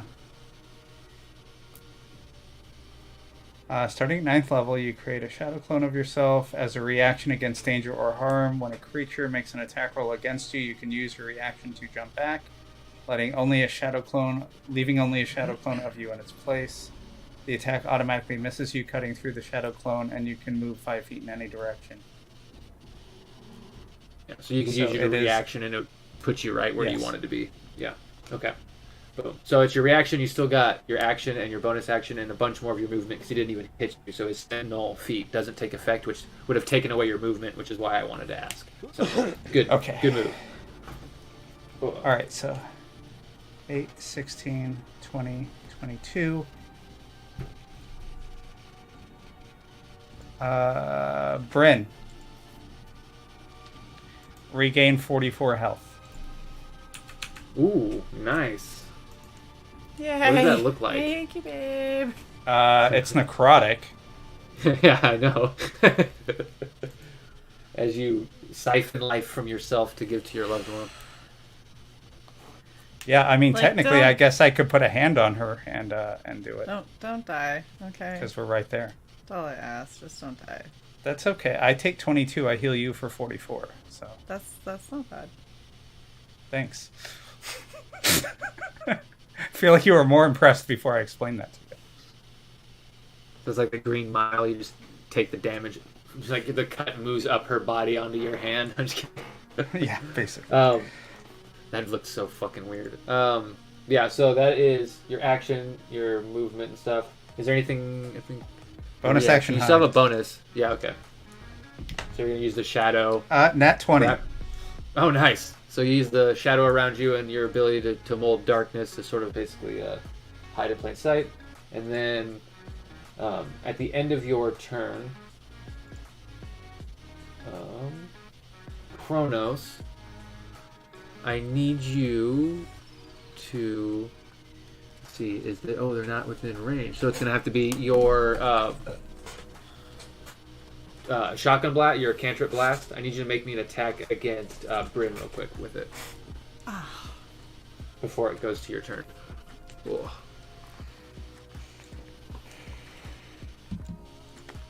And you hear something say, Bryn and Kronos, you hear Barbarian, and then Disc, you hear Kirby say, I knew you were worthless. I will do it myself.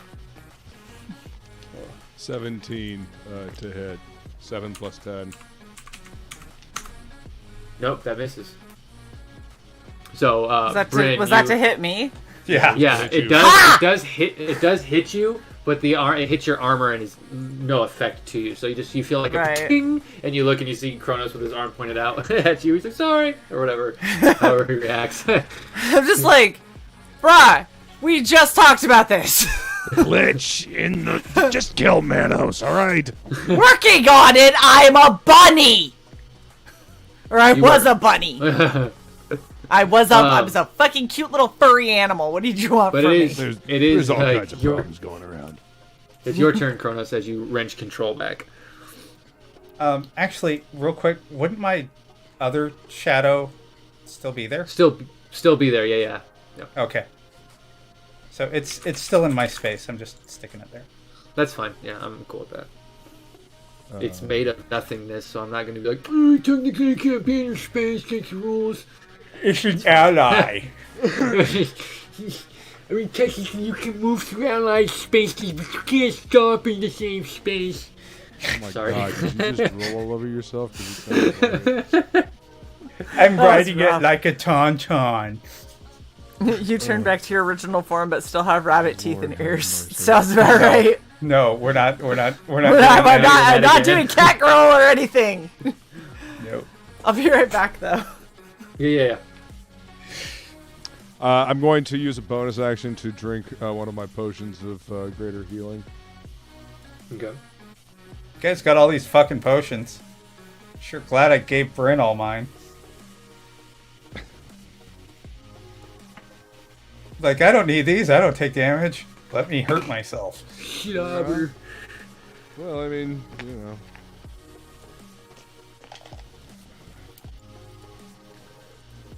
Boy, I missed that potion of supreme healing.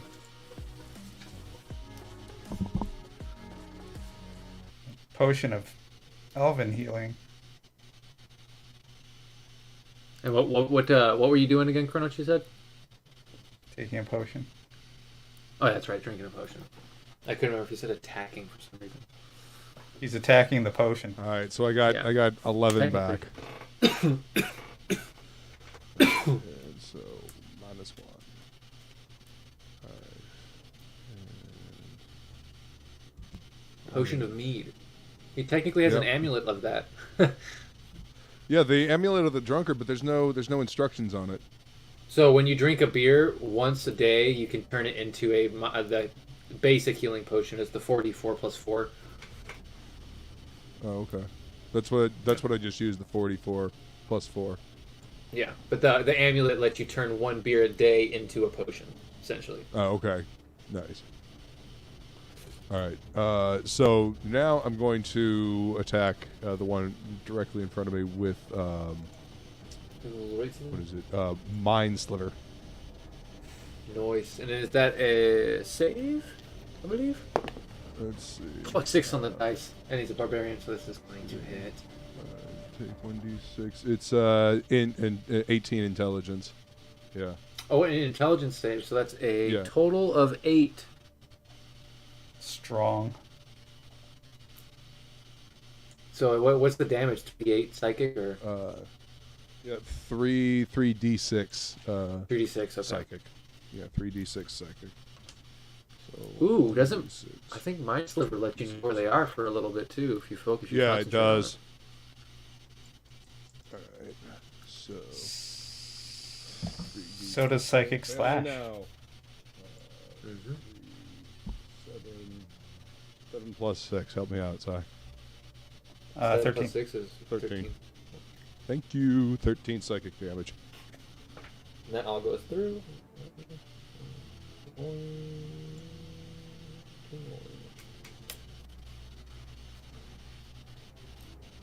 And when you hit him and that damage sinks in, he kind of goes, "It's been fun, but this is getting tedious.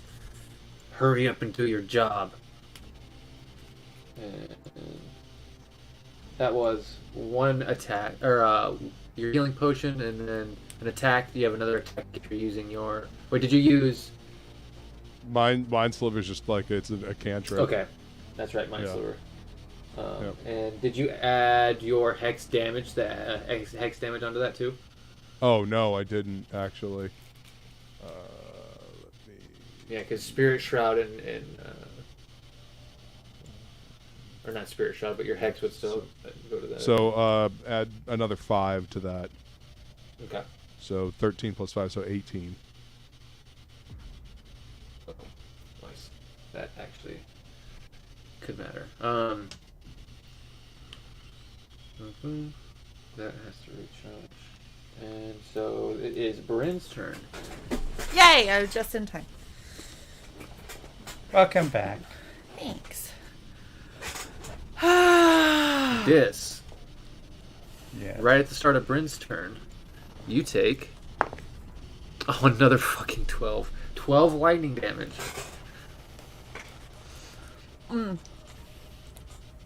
How bad is your HP, babe? 69. Giggity.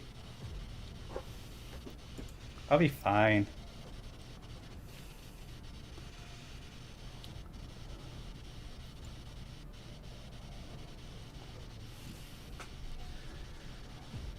Okay. All right.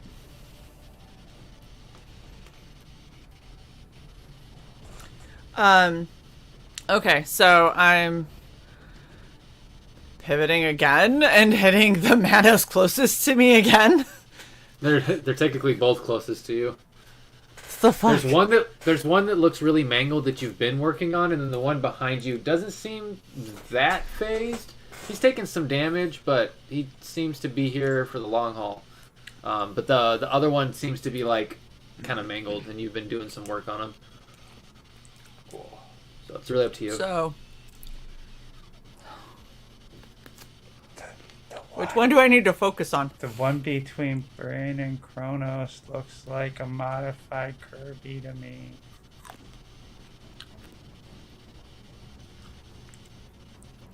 Like Kirby, but with attachments. Is that the one that you want me to try and take out, or do you want me to try and finish off the one I've already been working on? I think it's his body. Yeah, that still doesn't answer the question.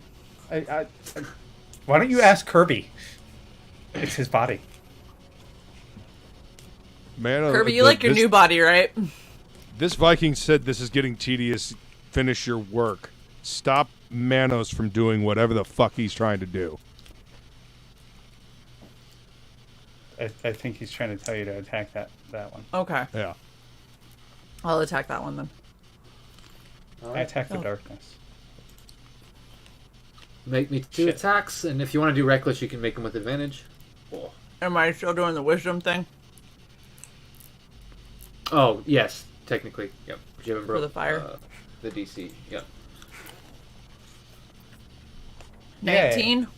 9, there you go. So not only do you spark it up as fire, the bone that you installed that you were trying to enchant, the fire feels cold and strange static energy to it, as there's this white phosphorus kind of explosion when you hit. So you do the same thing that his weapon does, kind of. So would you rather use lightning, fire, or ice? You have no idea what effects those do, but you've seen what lightning does, and you think that would be the least collateral damage of the choices.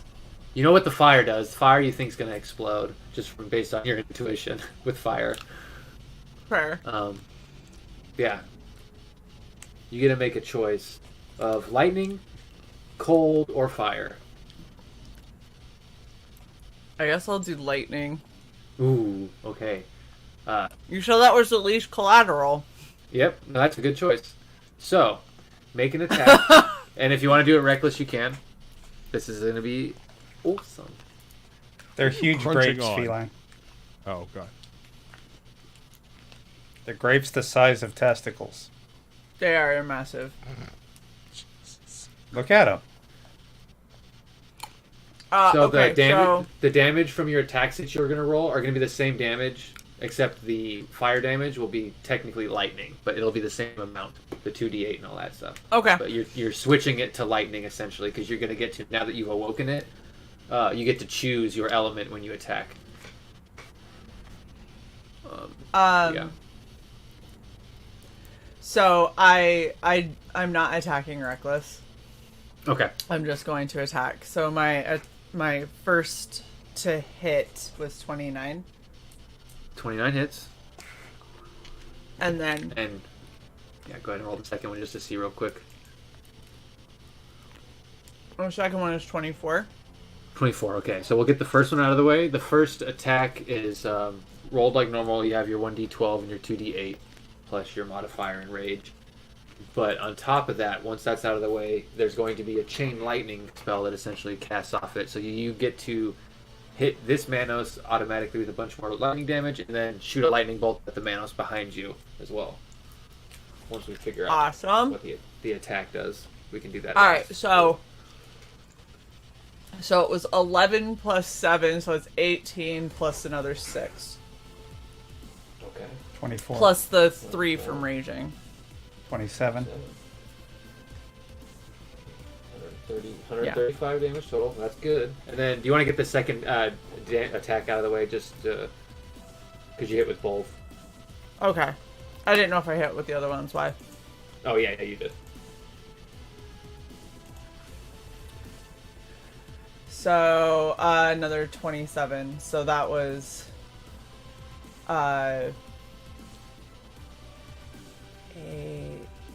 this was 14 lightning damage, and then 3 plus 7 plus 3, so another 13. 27. No, ignore what I'm saying. Nice. Now you get to roll 8d6, and I'm going to make a save with that save. And you get an 11 plus 4, so he does not make it. So he gets hit with a 2. 22. 22. Okay, so that's 11 for him. So nice. Okay, so as you take your first attack, you can feel the energy of the axe pick up, and you hit with your second one and unleash this like static white hot burst. And as you do that, you basically blow apart the pieces of the Manos android that you hit initially. And as you blow them apart, they all sort of create this static shock that shoots back over your shoulder and hits the Manos behind you in the back, who takes some damage from the shock as well. Kind of looks back over his shoulder like, fine, back to the drawing board it is. See you again. and is basically it's. Oh, cool. He is next. Is there anything else you want to do? Are you going to move or bonus action or anything on your turn?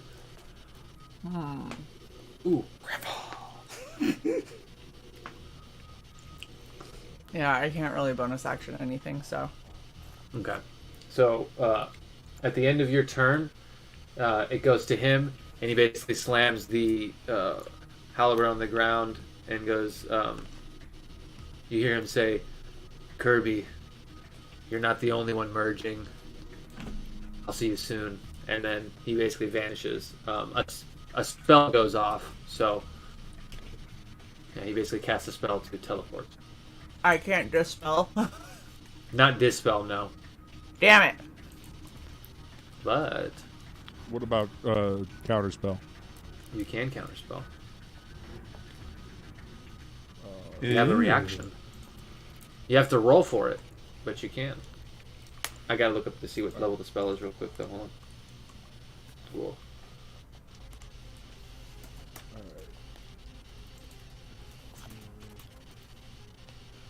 I think it's 7th level, but I can't remember. Yep.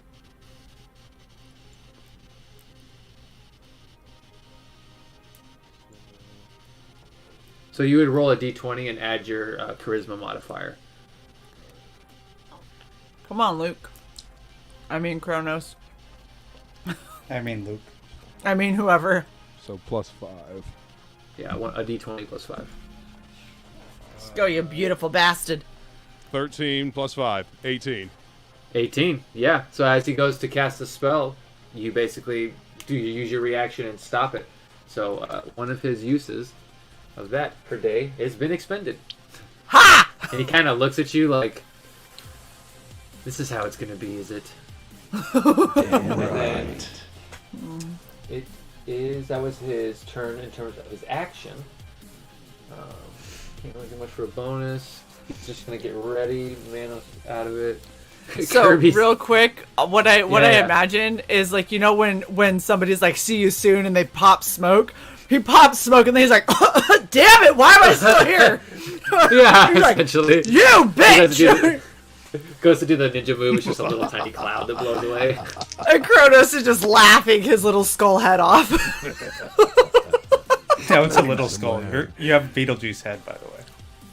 That's not what I meant, but that was funny.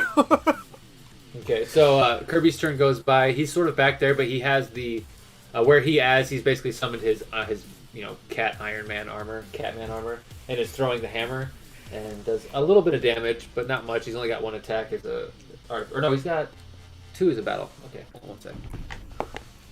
Okay, well he missed the second attack anyway. But yeah, no, so he's taking a bit more damage. He still seems like he's sturdy, but he's at 115 right now total. And that's with resisting like most of it. Let's see. Then it is your turn. Kill him. I attack. I attack the darkness.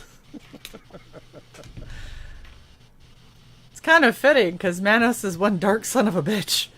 Yeah. So I am in... No, I'm not invisible. I am stealthed. Hold on. So you've got two more of these. Just needs one. Mark that off.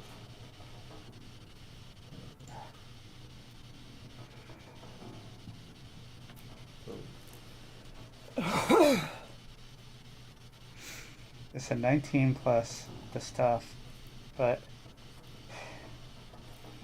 where did we move the effect from the Bracers of Murder? Oh my gosh, this literally happens, I think, once an episode, and none of us can ever remember where it is. What are you talking about? Remember the Bracers of Murder that I had? What are you looking for specifically?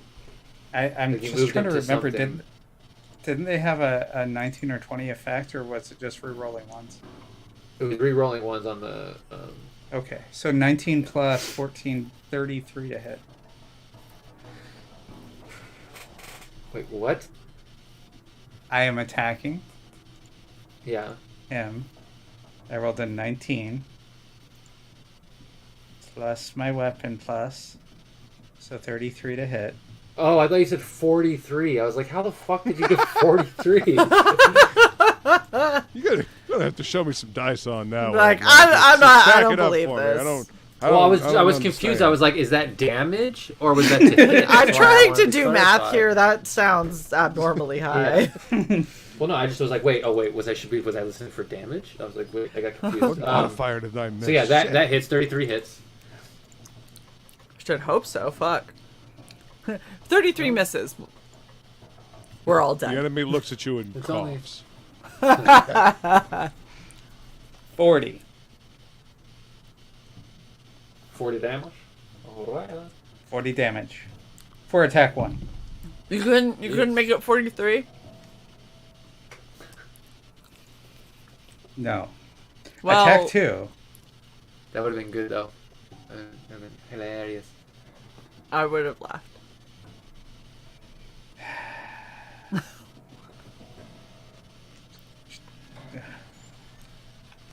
1d8 plus.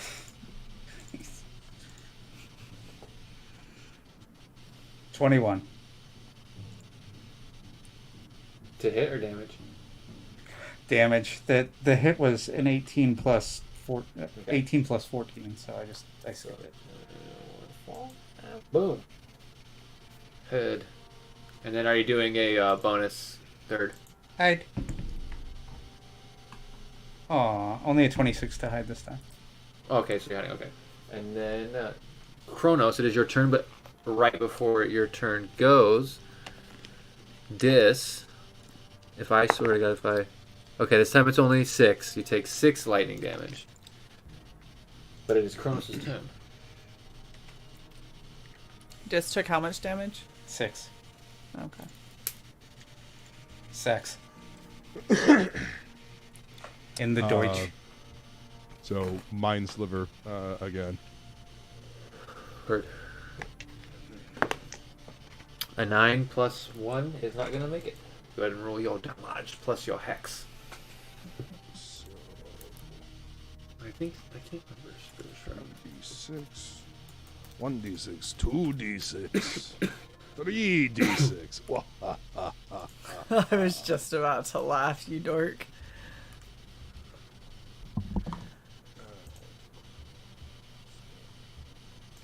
Woodrow, did we decide that the thing about moving on my psychic slash was just a weird after effect of having copied it from something else? Oh, you mean like the movement effect or whatever? Yeah. 15. Yeah, there's no. uh, Yeah, I gotta go in Okay. and fix that. Thanks for reminding me. Oh, Oh, you will. 15 psychic damage. psychic. Okay, good. Yep. Okay. Boom. Now it looks like, let's see, that is. What's it? So yeah, he's been bloodied now.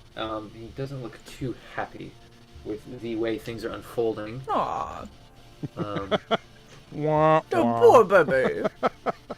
Can you upcast a cantrip? No. Damn it. Yeah. It's like I could pump the Um, shit out of that. And you heard it was your turn, right, Chris? Yeah. He did his damage. Yeah, I just did my damage.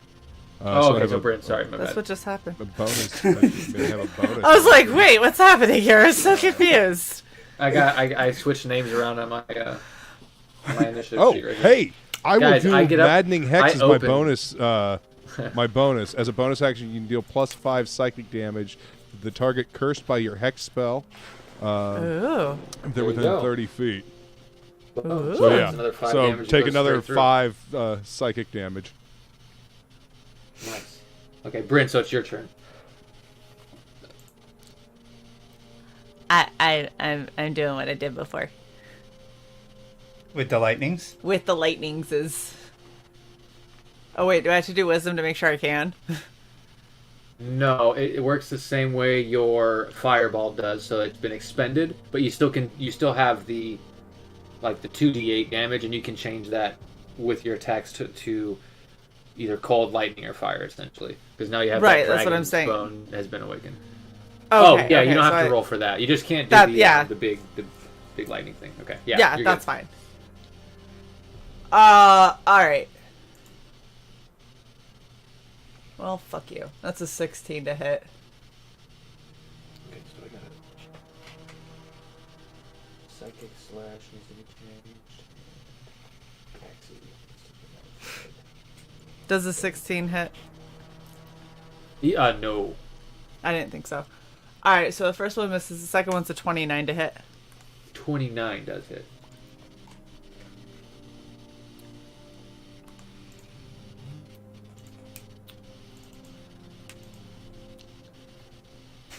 I saw pilot on my sheet. I thought it said plot.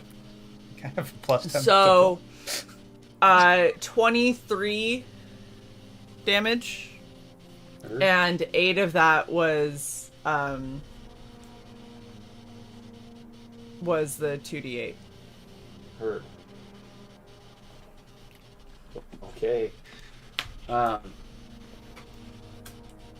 this Two is attacks. so Are you moving, or are you guys just basically staying right up on him? Oh yeah. Yep, okay. Staying on him. there.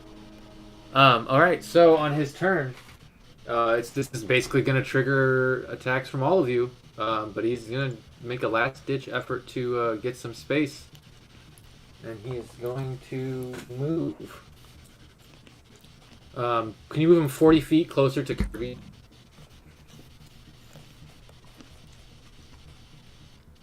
And then you guys all get attacks of opportunity if you want. That's 40 feet closer to Kirby. Yep. You could technically be all up in him. I got a 14 to hit.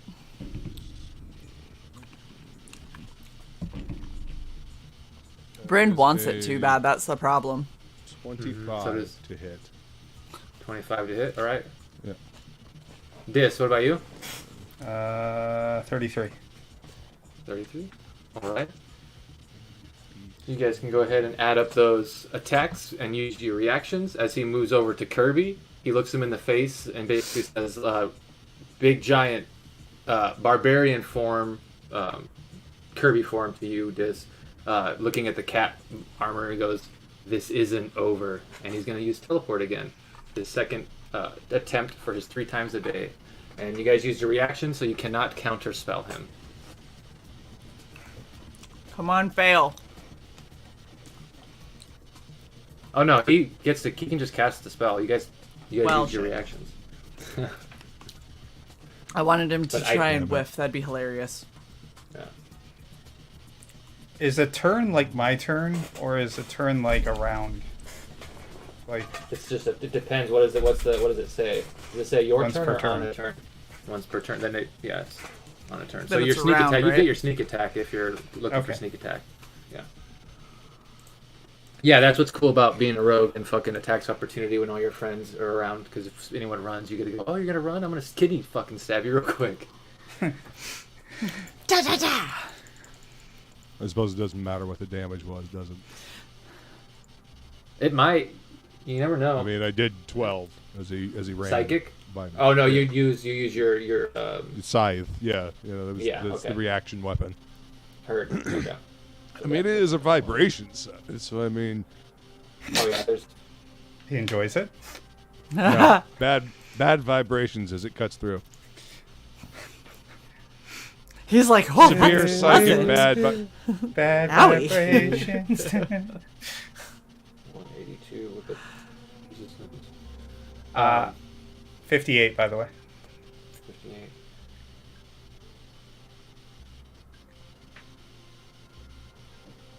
So 20. 29. Yeah. Ooh. And Bryn? Throw a Did I barbarian actually check. hit him? Oh, what did you get? I thought got a everyone got, like, 14 to 30 hit. something. Oh, No. okay, yeah, okay, my bad. No, mine was. I the remember 30s. hearing like 27, 30, so I just assumed everyone hit for a sec there. Okay, No, so, yeah, I you guys shouldn't hit. have said anything. He runs up and looks Kirby in the face. Says, this, I'll be seeing you again," and then teleports away. And we'll pick up there next session. This ran a little long, but As he teleports, pussy. So he didn't take Kirby with him, did he? No, he has to be a willing creature. He just talked threatened- shit and then left. Yeah, there was He a got his ass kicked, reason, then ran away. Yeah. Yeah, so for some reason he was wanting the other Manos to merge with his universe, with the universe's Kirby.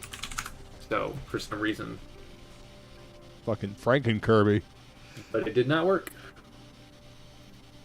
It's so funny. You're like, this ran a little long, and I'm like, no, it didn't. We ended early. And I'm like, oh wait, we ended 11. It's like, Yeah. oh. No, no. It's like an We hour ended long. midnight. But I mean, to be fair, we didn't start until like 20 after. So What's up with my mic? Did it switch?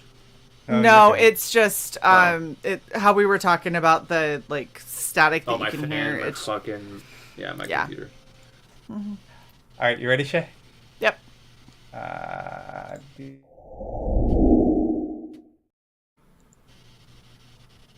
Yay!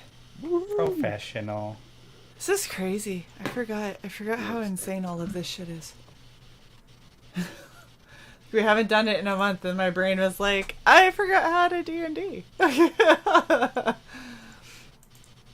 But yeah, this was fun. This was It fun. was. It was, I a was- good way to come everything's- back. Everything's converging. I was still above half. I was like, That's good.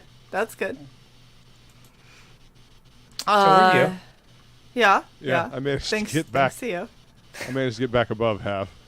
Yeah, I potion. dropped way below half, and then I came back above half, but that's mostly Yeah. because, Psy.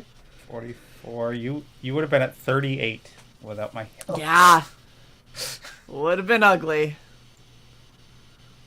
That was a painful combat. It was a little rough. It's okay though. Thanks guys for hanging out. I'm happy that we're back. I've missed this. Yeah, that was So- fun.